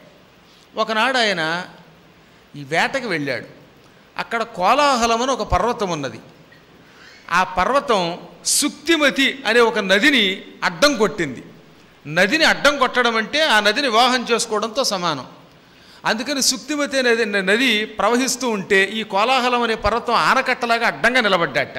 దాంతో ఆ పర్వతాన్ని దాటి వెళ్ళలేక నది వెనక్కి తన్ని నీరు రక్షించండి, వీడెవడో నన్ను మానభంగం చేస్తున్నాడని మొరపెట్టింది. ఆ సమయంలో ఈ వసు మహారాజు గారు అక్కడికి వచ్చాడు. ఆగ్రహం కలిగింది. పరస్త్రీని బలాత్కరిస్తావురా దౌర్భాగ్యుడని ఎడంకాలతో ఒక్క తన్ను తన్నేశాట ఆ పర్వతాన్ని. ఆ పర్వతం ఎగిరి దూరంగా పడిపోయింది. ఆ సుక్తిమతి నది యథాప్రకారంగా ప్రవహించింది. కానీ అప్పటికే ఈ పర్వతం కౌగిలించుకోవటం వల్ల సుక్తిమతి నదికి ఇద్దరు పిల్లలు పుట్టుకొచ్చారు. ఒకడు వసుపదుడు, మరొక ఆవిడ గిరిక. గిరి వల్ల నదికి పుట్టింది కాబట్టి గిరిక అన్నారు. ఈ గిరికని తర్వాత ఆ నది పట్టుకొచ్చి మహారాజు గారికి ఇచ్చి పెళ్లి చేసింది. మహారాజా నన్ను రక్షించావు కాబట్టి నా కూతుర్ని నీకు ఇచ్చి పెళ్లి చేస్తున్నానని. ఈ వసురాజు గారు ఆ గిరికని వివాహం చేసుకున్నాడు. ఆవిడంటే ఆయనకి చాలా అభిమానం. ఆవిడతోటే ఏకపత్ని వ్రతులంటే ఆ రోజుల్లో మహారాజులు అంత జాగ్రత్తగా ఉండేవారట. ఇలా ఉండగా ఓ రోజున ఇంద్రుడికి ఇతని తపస్సు నచ్చింది, ఇతని ఇంద్రియ నిగ్రహం నచ్చింది, ఇతని యజ్ఞం నచ్చింది. ఇంద్రియ నిగ్రహంతో పరస్త్రీ కేసి చూడకుండా నువ్వు చేసిన యజ్ఞం మెచ్చుకున్నాను కాబట్టి నువ్వు ఈ రోజు నుంచి నా మిత్రుడివి, నువ్వు ఎప్పుడు కావాలంటే అప్పుడు స్వర్గానికి రావడానికి వీలుగా నీకు ఒక విమానం ఇస్తున్నానని ఒక విమానం ఇచ్చాడు. ఈ విమానం ఎక్కి ఆకాశంలో ఎప్పుడు తిరిగేవాటి స్వేచ్ఛగా. ఉపరి చరుడు ఆకాశంలో తిరుగుతున్నాడు గనక ఈ వసురాజుని ఉపరిచర వసువు అన్నారు. ఓ రోజున ఆయన పితృదేవతలకి యజ్ఞం చేయడం కోసం మాంసానికి బయలుదేరాడు. పూర్వకాలంలో తద్దినం పెట్టేటప్పుడు మాంసంతో తద్దినం పెట్టాలని ఒక నియమం ఉండేది. కలియుగంలో నిషిద్ధం. అందుకే కలియుగంలో గారెలు మాషచక్రాలే పెడతారు తప్ప మేషం పెట్టకూడదు. ఆ రోజుల్లో నియమం అది.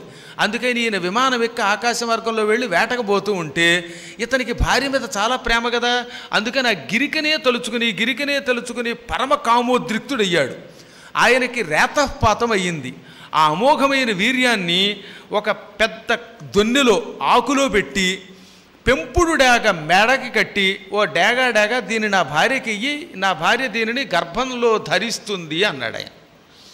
ఈ డేగ ఈ అమోఘ రేతస్సుని ఆయన మెడకి తగిలించగా అది కూడా ఏంటో ఒక దొన్నె అనమాట, ఒక మంచి ఆకులో కట్టాడు. ఆ రోజుల్లో అమోఘ రేతస్సులు వాళ్ళది వ్యర్థం కాకూడదని ఒక నియమం అన్నమాట. ఈ డేగ బయలుదేరింది ఈ రేతస్సుని తీసుకుని. ఈలోపు ఆకాశంలో మరో డేగ వచ్చింది. ఆ డేగ ఈ డేగను చూసింది. దీని మెడలో వెళ్లాడుతున్నది ఏదో మాంసం అనుకుని దీనితో యుద్ధానికి వచ్చింది. ఈ రెండు డి అంటే డి అని కొట్టుకుంటూ ఉంటే ఈ మెడలో ఉన్న దొన్నె చిరిగిపోయింది. ఆ రేతస్సు యమునా నదిలో పడిపోయింది. యమునా నదిలో పూర్వం అద్రిక అని ఒక అప్సరస శాపవశాత్తు చేపై తిరుగుతోంది. ఏదో దుర్వాస మహర్షి శాపం వల్ల అది చేప అయిపోయింది. ఆ చేప ఈ అమోఘ రేతస్సుని వసురాజు గారి వీర్యాన్ని మింగింది. మింగగానే ఆవిడ గర్భం ధరించింది. ఆ గర్భంలో 2 పిల్లలు తయారయ్యారు. ఈ దాశరాజు గారు ఒక రోజున చేపల వేటకు వెళ్ళి వల వేసి పట్టాడు. ఆ వల వేసి పట్టగానే ఈ అద్రిక అనే చేప అందులో పడిందిట. ఆయన దాన్ని పులుసు వండుకుందామని కోశాడు. కోస్తే అందులో ఒక బాబు ఒక పాప ఉన్నారు. ఆ కుర్రాన్ని వెంటనే మత్స్యరాజు అని పేరు పెట్టి ఒక దేశానికి రాజుగా ఏర్పాటు చేశాడు. ఆ కుర్రవాడు తయారు చేసిన దేశమే, అతను స్థాపించిన సామ్రాజ్యమే ఇవాళ మత్స్య దేశం అని పిలువబడుతోంది. ఇప్పుడు రాజస్థాన్ దగ్గర అజ్మీర్కి దగ్గరలో ఆ విరాట దేశం ఉంది ఇప్పటికి కూడా. ఆ మత్స్య సామ్రాజ్యం విరాటరాజు గారు తర్వాత పరిపాలించాడే, ఆ విరాటరాజు గారికి ఆరిజిన్ ఈయనే. అంత గొప్ప స్థలం. రేపు ఆగస్టులో మేము అక్కడ ఆ రాజస్థాన్లోని అజ్మీర్లో పుష్కర క్షేత్రంలో పద్మపురాణం చెబుతున్నాం 5 రోజుల పాటు అనమాట. ఆగస్టు 3వ తారీఖు నాడు వెళ్ళి, చాలా అద్భుత క్షేత్రం, అక్కడికి వెళ్ళి తీరాలి అని పెద్దలు ఒక నియమం ఏర్పాటు చేశారు తీర్థయాత్రా స్థలంలో. ఇంతకీ ఈ చేప కడుపులోంచి వచ్చిన ఈ కుర్రవాడు మత్స్యరాజు గారు తయారు చేసిన దేశమే మత్స్యదేశం అంటే. ఈ రెండో కూతుర్ని ఆయన సత్యవతి అని పేరు పెట్టి, చేప కడుపు నుంచి వచ్చింది కాబట్టి మత్స్యపుత్రి అని పేరు పెట్టి పెంచాడు. చేప కడుపులోంచి బయటికి రావడం వల్ల ఆ అమ్మాయి శరీరం నుంచి చేపల వాసన వచ్చేదట. ఆవిడ ఎక్కడికి తిరిగినా 8 మైళ్ళ దూరం ఎండు చేపల వాసన. ఫిష్ మార్కెట్ అని ఒకటి ఉంటుంది చూడండి, ఆదివారం వస్తే పెడుతుంటారు మన జనాలంతాను. మన జనాలంటే మీలాంటి భక్తుల గురించి కాదులేండి. అక్కడకు వస్తే ఎటువంటి దుర్వాసన వచ్చేదో ఈవిడ శరీరం నుంచి అటువంటి దుర్వాసన వచ్చేదట. అందుకని ఆవిడికి మత్స్యగంధి, గంధము అంటే వాసన, మత్స్యము నుండి వచ్చే వాసన వచ్చేది గనక మత్స్యగంధి అన్నారు. ఈ మత్స్యగంధి తండ్రికి అన్నం వడ్డిస్తోంది. సరిగ్గా ఆ సమయంలో పరాశరుల వారు ఎవర్రా నన్ను కాస్త పడవ ఎక్కించి నది దాటించండి అన్నాడు. మహర్షి రాకరాక వశిష్ఠుల వారి మనుమడు, శక్తి కొడుకు పరాశరుడు, అందులో అఖిల తీర్థయాత్రాచరణ శీలి వచ్చాడనుకుని వెంటనే దాశరాజు, అమ్మాయి అన్నం తింటున్నప్పుడు ఎట్టి పరిస్థితుల్లో కదలకూడదని శాస్త్రం, పాపం ఋషేమో నది దాటాలి, నా బదులు నువ్వు వెళ్ళి ఓ పడవలో ఎక్కించుకొని ఆయన్ని యమునా నది దాటించు అన్నాడు. మహాత్ములైన ఋషుల అనుగ్రహం మనకు అవసరం, సద్గురువులు ఎప్పుడొచ్చినా సాష్టాంగ నమస్కారం చెయ్యాలి అన్నట్ట. అలాగేనండి అన్నది. ఆమెకు పడవ నడపడం బాగా వచ్చు, ఈత కొట్టడం వచ్చు, చిన్నప్పటి నుంచి చెరువుల్లో కాలవల్లో నదుల్లో తిరిగిందిగా. అందుకని ఆవిడకి ఈత రావడంలో పెద్ద ఆశ్చర్యమే ఉంది. చకచకా వచ్చి ఋషికి నమస్కరించి, మా నాన్నగారు భోజనంలో ఉన్నారండి, నేను మిమ్మల్ని పడవ ఎక్కించుకుని యువతల నుంచి అవతలకి దాటించరా, మీకు అభ్యంతరం అంటే నాకేం అభ్యంతరం అన్నాడు ఆయన. అందులో పడవ మంచి ఆటుపోట్లతో ఉంది ఆ సమయంలో, ఎందుకని నదిలో నీరు ఎక్కువ ఉంది. ఇప్పుడు పడవ ఎక్కాడు ఆయన, ఒంటరిగా ఉన్నాడు. ఈవిడ పడవ నడుపుతోంది. సరిగ్గా నది మధ్యలోకి రాగానే కఠోర నియమంతో తపస్సు చేసే ఉత్తముడు ఆయన, ఇంద్రియ నిగ్రహం కలిగిన వాడు, బ్రహ్మచారి, జీవితంలో ఎంత సౌందర్యవతి వచ్చినా ఆయన మనస్సు ఎప్పుడూ చలించలేదు. కానీ మొదటిసారిగా ఇప్పుడు ఈ మత్స్యగంధిని చూడగానే హృదయం కంపించింది. దగ్గరకు వచ్చి చెయ్యి పట్టుకున్నాడు. ఆవిడంది, అయ్యా మహాత్ములు మీరు, ఋషులు, ఇంద్రియ నిగ్రహం కలిగిన వారు, నేను చూస్తే చేపల పులుసు వాసంతో ఉన్నాను, బెస్తరాజు కూతుర్ని, చిచ్చిచ్చి ఈ వర్ణశంకరత్వం ప్రమాదం, అన్నిటికీ మించి మీకు అపకీర్తి, నాకు అపకీర్తి అంది. అప్పుడు ఆయన అన్నాడు, అమ్మాయి ఎన్నేళ్లుగా నేను యావత్ ప్రపంచం తిరుగుతున్నాను, నిన్ను మించిన అతిలోక సుందరీమణుల్ని నేను చూడలేదా? కానీ అదేమి యోగమో, నిన్ను చూచినప్పటి నుంచి హృదయం కంపిస్తోంది. ఏదో ఒక కారణం లేకుండా నాలాంటి ఋషుల యొక్క మనస్సులు చెలించవు. మహాత్ముల మనస్సులో కోరిక పుట్టిందంటే అది లోకసమ్మతం, శాస్త్రసమ్మతం, లోకశ్రేయస్సు కోసమే ఆ కోరిక పుడుతుంది. లేకపోతే ఏనాడు ఎప్పుడూ చలించని హృదయం ఎందుకు తెలుస్తుంది? నా మాట విను, నీకేమీ ఇబ్బంది రాదన్నాడు. అప్పుడు మళ్ళీ ఆమె ఏమంది, నా శరీరం అంతా దుర్వాసనండి, నేను ఎక్కడికి వెళ్ళినా 8 మైళ్ళు, అంటే యోజనం అంటే 8 మైళ్ళు, యోజనము దూరము నా శరీరము నుంచి భయంకరమైన చేపల వాసన వస్తోంది, ఈ వాసనను చూచి మీరు ఎలా వరించారు అంది. నీకున్న అనుమానం వల్ల అదే కదా, ఇదిగో చూడు నా మహిమ అని ఆవిడ నెత్తి మీద చేత్తో ఇలా అన్నట్టు, ఒక్కసారిగా నెత్తి మీద చేత్తో ఒక చిన్న దెబ్బ కొట్టగానే అప్పటి వరకు ఆవిడ శరీరం నుంచి వస్తున్న చేపల వాసన పోయింది. ఒకటే సుగంధం, ఒకటే సుగంధం. ఆహా! చంపకము, కేతకము, మల్లియలు ఇవన్నీ రంగరించి ఒక గొప్ప ద్రవాన్ని తయారు చేసి ప్రపంచంలో ఉన్న సుగంధ ద్రవ్యాలన్నీ కలిపితే కూడా అంత సువాసన రాదట. ఆవిడ శరీరం నుంచి యోజనం మేల సుగంధం రావడం మొదలయ్యింది. అప్పటి నుంచి మత్స్యగంధి పోయి యోజన గంధి అయింది. యోజనం అంటే 8 మైళ్ళు. 8 మైళ్ళు శరీరము నుండి సువాసన ప్రసరింపచేస్తున్నది అని అర్థం అన్నమాట. అంత గొప్ప వాసన వచ్చింది.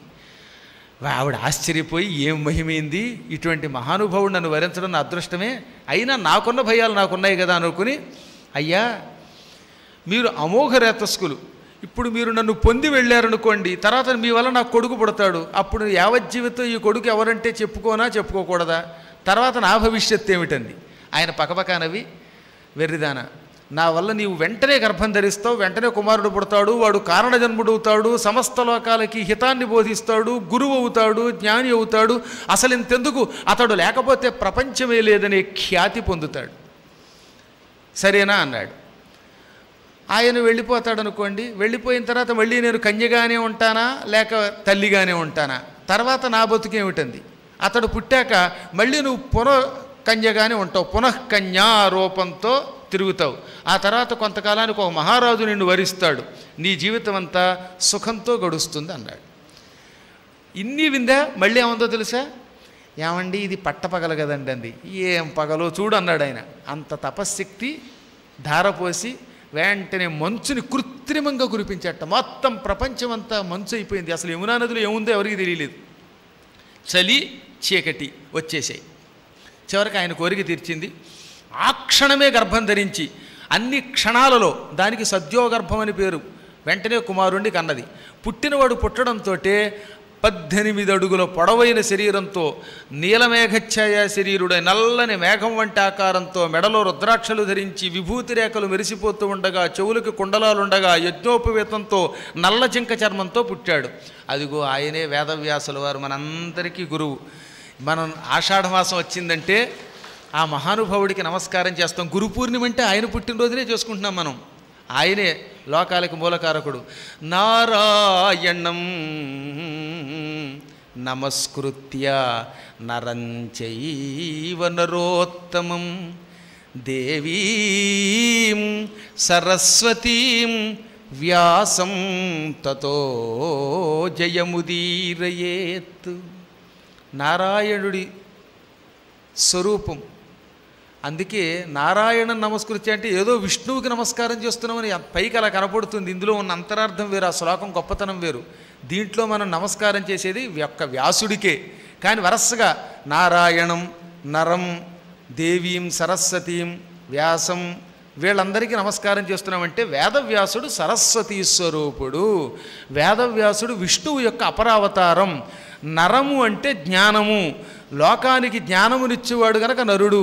ఆ నరుడు ఎప్పుడు సందేహాలతో ఉంటాడు. సందేహాలతో ఉండే అర్జునుడి రూపంలో ఉంటూ నారాయణ స్వరూపుడై ఉంటూ లోకానికి సరస్వతిని పురాణాల రూపంలో అందజేసిన వేదవ్యాసుని గురించి నమస్కారము అని అర్థం. అందువల్లే మనం భారతాన్ని జయము అన్నాం. జయములో ఇవన్నీ ఉన్నాయి గనక. ఆ వేదవ్యాసుల వారు పుట్టగానే తండ్రికి తల్లికి నమస్కరించాడు. తండ్రి, నేను తపస్సుకు వెళ్ళిపోతున్నాను, మీరు ఎప్పుడు పిలిస్తే అప్పుడు వచ్చి మీ సేవ చేస్తానన్నాడు. అమ్మాయి, నువ్వు యథాప్రకారంగా కన్యగా ఉంటావని తండ్రి వెళ్ళిపోయాడు. ఇప్పుడు తల్లి అంది, నువ్వు వెళ్ళిపోతావు నాయనా, భవిష్యత్తులో నాకు మోక్షం ఎవరిస్తారు అంది.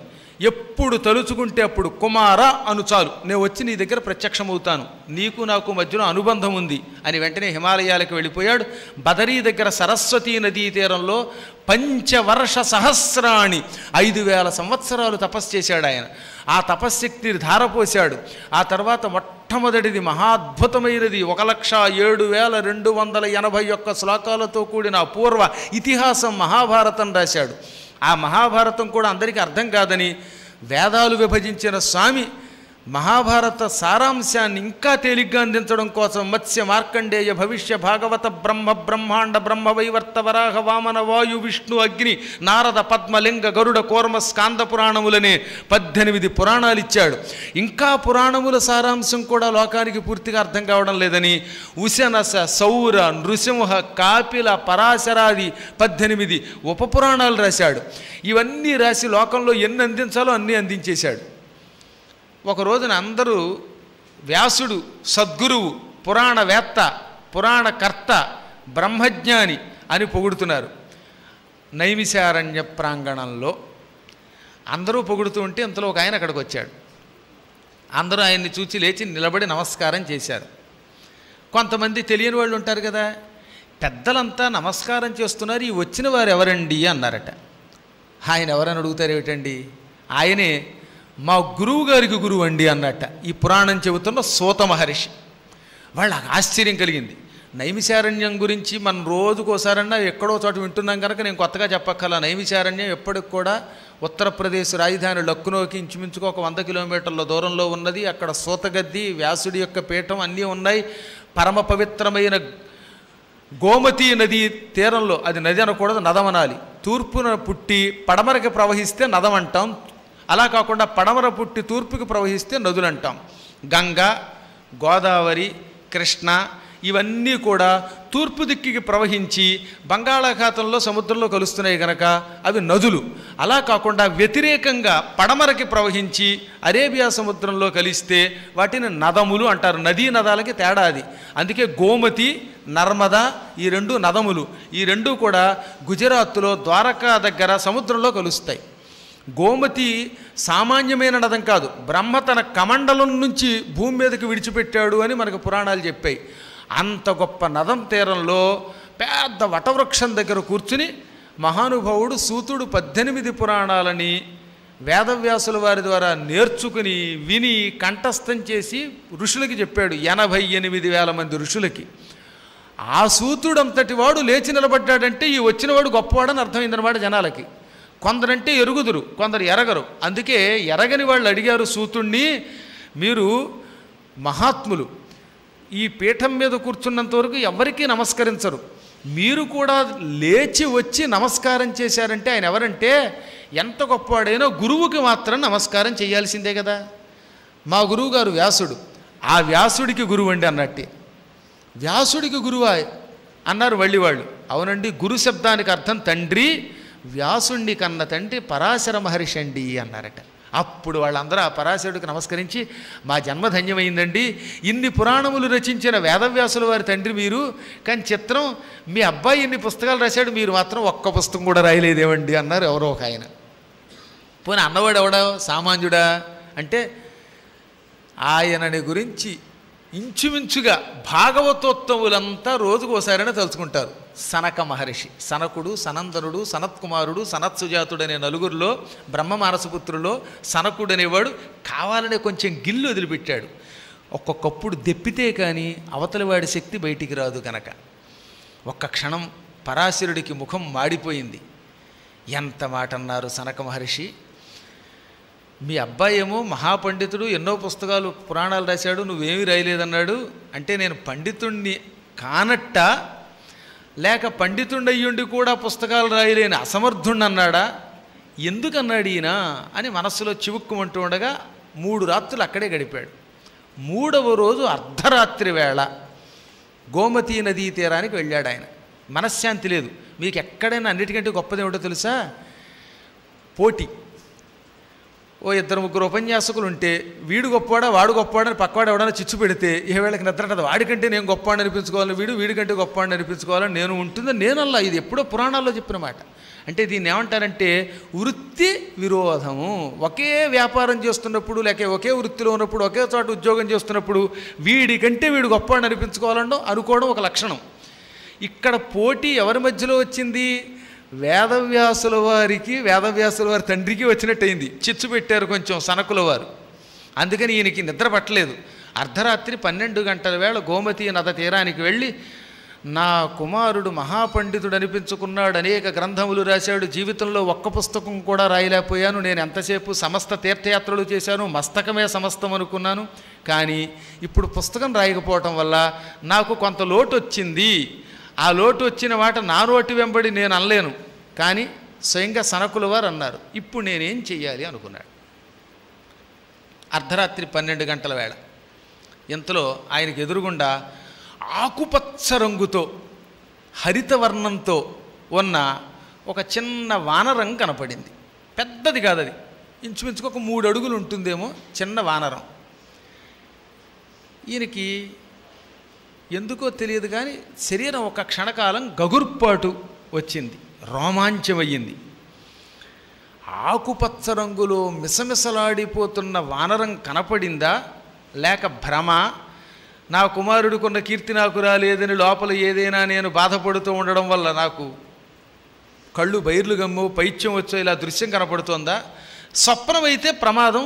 ఎందుకంటే శాఖామృగ శాస్త్రగణైర్ నిషిద్ధ. శాఖామృగం అంటే కోతి రాత్రిపూట కలలోకి రావడం నిషిద్ధమని శాస్త్రం బృహస్పతి చెప్పాడు కదా అనుకున్నట్ట. ఇంతలో ఆ కోతి దగ్గర గంట వచ్చింది, కాళ్ళు పుచ్చుకు పీకింది. ఇది కల కాదు అనుకున్నాడు ఆయన. వానరమే ఏం కావాలనుకుంటోంది అనుకుంటూ ఉంటే ఆ వానరం ఆయన కుడి చేతిలో మమ కథాం లిఖ అన్నది, నా కథని రాయి అని. వెంటనే అర్థమైపోయింది దీనికి, ఆ ఎదురుగుండా ఉన్నది సామాన్యమైనది కాదు అని. మమ కథ అంటున్నావు కదా, ఏ కథ? మమ కథ అనగానే అందులో రామకథ ఉంది అన్నది. వెంటనే ఆ వానరం మాయమైపోయింది. అప్పుడు ఆయన ఎంత పొరపాటు చేశాను, ఎదురుగుండా ఒక దివ్యమైన వస్తువు పదార్థం కనపడి నా కథ రాయమన్నప్పుడే అర్థం అవ్వాలి. ఆకుపచ్చ రంగులో ఉన్న వానరాన్ని చూడగానే వచ్చినవాడు ఎవడో అర్థం అవ్వాలి. ఏం కథ అని మళ్ళీ అన్నాను. నా కథ ఉన్న చోట రామకథ ఉంటుంది అనగానే సంపూర్ణంగా అర్థం అవ్వాలి. అయినా నేను అజ్ఞానంలో పడ్డాను, ఇప్పుడు ఆ వానరం అదృశ్యమైపోయింది అని వెంటనే ఏడ్చి అప్పటి వరకు వానరం తిరిగినటువంటి స్థలంలో ఉన్న ఇసుక తీసి నెత్తి మీద రాసేసుకున్నాడు. ఇక ఆ పూటంతా కూర్చుని అక్కడే తిరిగాడు ఆయన. ఉదయం వేదవ్యాసుల వారు అక్కడికి వచ్చారు. వచ్చి తండ్రి పాదాలకు నమస్కరించి, నాన్నగారు రాత్రిపూట మీకు కనిపించినటువంటి వాడు సాక్షాత్తు హనుమంతుడు, ఆయనంతటి వాడు స్వయంగా తన కథ మిమ్మల్ని రాయమన్నాడు. ఇంకెందుకండి చింతామ్మా కురు సర్వజ్ఞ, ఇంకా చింతించద్దు అన్నట్ట.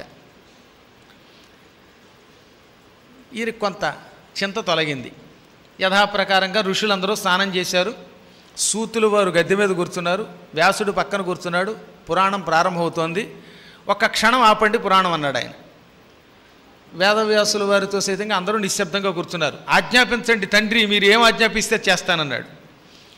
ఇంతవరకు నాకు గర్వకారణం ఏంటంటే నా కుమారుడు అనేక పురాణాలు, ఇతిహాసాలు, చరిత్రలు లోకానికి అందించాడు. కానీ సంపూర్ణంగా హనుమంతుని యొక్క లీలలు ఇంతవరకు ఎవరు ఇవ్వలేదు.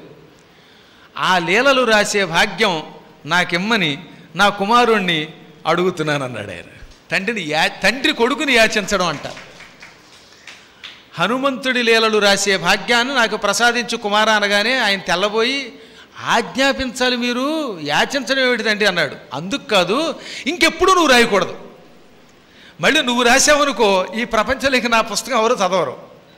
అంటే కొడుకు మీద ఎంత నమ్మకం ఉందో ఒకసారి ఆలోచించండి. అందుకే వ్యాసో నారాయణో హరిహి.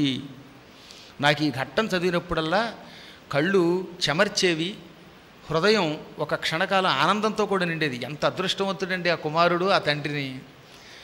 కుమారా, హనుమంతుడి చరిత్రని రాస్తాను, కానీ ఇంకెప్పుడు నువ్వు మాత్రం హనుమంతుడి చరిత్ర జోలికి నువ్వు వెళ్ళొద్దు. నువ్వు పుస్తకం రాసావనుకో నీ పుస్తకం చదువుతావు, నా పుస్తకం చదవరు. అందువల్ల నా కోసం మాట ఇయ్యి అంటే, ఈ రోజు నుంచి చెబుతున్నాను, మహాభారతం లాంటి చోట క్వాచిత్కంగా వస్తుంది. అరణ్యకాండలో మనకి అరణ్యపర్వంలో మహాభారతంలో భీముడు గంధమాదన పర్వతం మీదకి వెళ్ళి సౌగంధిక పుష్పాలు కోసే చోట భీముడికి హనుమంతుడికి మధ్యలో ఉన్న ఈ సంభాషణ ఈ ఘట్టాలు వచ్చేటప్పుడు తప్ప నేను ప్రత్యేకంగా హనుమత్ చరిత్ర రాయను. మీరే సంపూర్ణముగా రాయండి. మీరు రాసింది ప్రమాణమని దాన్ని అందరూ చదవాలని నేను శాసిస్తాను. సూత మహర్షి దాన్ని పురాణంగా వివరిస్తాడు.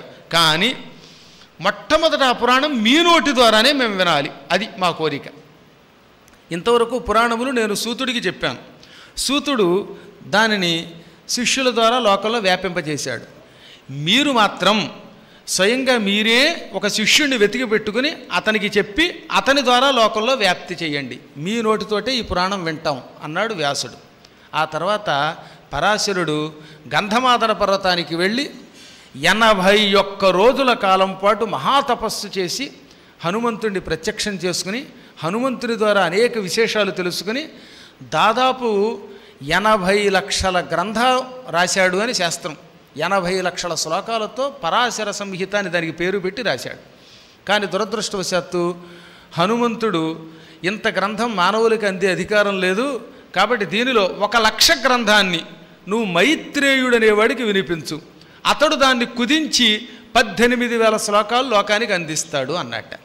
ఆ తర్వాత పరాశరులు ఆ మొత్తం గ్రంథాన్ని కేవలం 1,00,000 శ్లోకాలుగా మాత్రమే కుదించి మైత్రేయుడనే ఋషికి చెప్పాడు. మైత్రేయుడంటే మీకు తెలుసు, దుర్యోధనుడు తొడలు విరిగి కూలబడిపోవాలని శపించిన వాడు. దుర్యోధనుడు శపించింది ఆయనే. మహాభారతంలో తృతీయ స్కంధంలో విదురుడికి మైత్రేయుడికి గొప్ప సంవాదం ఉంటుంది. అంత గొప్ప ఘట్టం మరొకట్లేదు. కానీ అందరూ భాగవతాదులు చెప్పేటప్పుడు ఈ మైత్రేయుడిని వదిలేస్తున్నారు. భాగవతం తృతీయ స్కంధం అంతా పూర్తిగా విదుర మైత్రేయ సంవాదమే. మైత్రేయుడే విదురుడికి హిరణ్యాక్ష హిరణ్యకశిపుల పుట్టుక, వధ ఇటువంటి అనేక ఘట్టాలు చెప్పాడు. పరమజ్ఞాని. ఆ మైత్రేయుడికి పరాశరుడు 1,00,000 శ్లోకాలకి కుదించి హనుమంతుని చరిత్ర చెప్పాడు. ఆ మైత్రేయుడు మనకి 18,000 శ్లోకాల గ్రంథాన్ని సూతుడి ద్వారా అందించాడు. ఆ 18,000 శ్లోకాల గ్రంథం కూడా ఈ 40 రోజుల్లో మనం చెప్పుకుంటాం. ఇక్కడ విశేషం ఏమిటంటే హనుమంతుడి వైభవం ఒక్క పుస్తకంలో ఉండదు. హనుమంతుడి చరిత్ర రామాయణంలో ఉన్నది కొంతవరకే. పరాశర సంహిత, సూత సంహిత, సౌనక సంహిత, నారద పురాణంలో కూడా హనుమత్ కవచం ఉంది. చాలా అద్భుతమైన స్తోత్రం ఉంటుంది. మహాభారతంలో ఉంది. ఇంకా ఇవి కాకుండా దాదాపు 80 రకాలైన గ్రంథాల్లో ఉన్నాయి. సమీర కుమార విజయం అనే పేరుతో తెలుగులో కూడా ఒక గొప్ప కావ్యం హనుమంతుడి యొక్క విజయం ఉన్నది. వెంకటాచల మహాత్మ్యం స్కాంద పురాణంలో ఉంది. స్కాంద పురాణంలో వెంకటాచల మహాత్మ్యంలో హనుమంతుడు అంజనాద్రి మీద పుట్టాడని ఆ కథ కూడా ఉన్నది. హనుమంతుడి విశేషాలు అందులో కూడా ఉన్నాయి. ఇలా ఒకటి కాదు, అనేక గ్రంథములన్నీ కలిస్తే హనుమద్వైభవం అవుతాయి. అందులో అన్నిటికంటే గొప్ప గ్రంథం, ఉత్తమ గ్రంథం మాత్రం ఉమా సంహిత, పరాశర సంహిత. ఒకానొకప్పుడు పార్వతీదేవి శివుడితో కలిసి భూమండలం అంతా పర్యటించాలి అని బయలుదేరింది. స్వామివారితో కలిసి నందీశ్వరుడి మీద ఎక్కి ఇద్దరు తీర్థయాత్రలు చేశారట. తీర్థయాత్రల వంకతోటి చివరికి అమర్నాథ్ అనే యాత్ర ఉంది కదా, ఇప్పుడు మీరు అందరూ తరచుగా వింటూనే ఉన్నారు. ఆ ప్రాంతానికి, హిమాలయ పర్వతానికి వెళ్ళారు. వారు ఇద్దరూ ఆసీనులయ్యారు. అప్పుడు పార్వతీదేవి కలియుగంలో ఉన్న మానవులకున్న కష్టాలన్నీ ఇన్ని కావు, ఈ మానవుల దుఃఖాలు తొలగాలంటే ఏమి చెయ్యాలి అని ప్రశ్నించింది. అక్కడితో హనుమత్ చరిత్ర ప్రారంభమవుతుందన్నమాట. అలసులు మందబుద్ధి బలులు, అల్పతరాయువులు, ఉగ్రరోగ సంకలితులు, మందభాగ్యులు, సుకర్మములెవ్వియు చేయజాలరీ, కలియుగమందు మానవులు కావున ఎయ్యది సర్వసౌఖ్యమై అలవడు, ఏమిటం బొడవు ఆత్మకు శాంతి మునీంద్ర చెప్పవే. ఈ కలియుగంలో మానవులు ప్రాయేణ అల్పాయుషా, ఎక్కువ మంది అల్పాయుష్కులు. కృతయుగంలో లక్షల సంవత్సరాలు జీవించారు. దశరథుడు కూడా 60,000 సంవత్సరాలు జీవించాడు. ఇక రాముడు 11,000 సంవత్సరాలు రాజ్య పరిపాలన చేశాడు ఏకంగా. ఇంకా జీవనకాలం పక్కన పెడితే కేవలం పరిపాలనా కాలమే 11,000 సంవత్సరాలు. దశవర్ష సహస్రాణి దశవర్ష శతాని చ భ్రాతృభిః సహిత శ్రీమాన్ రామో రాజ్యమకారయత్.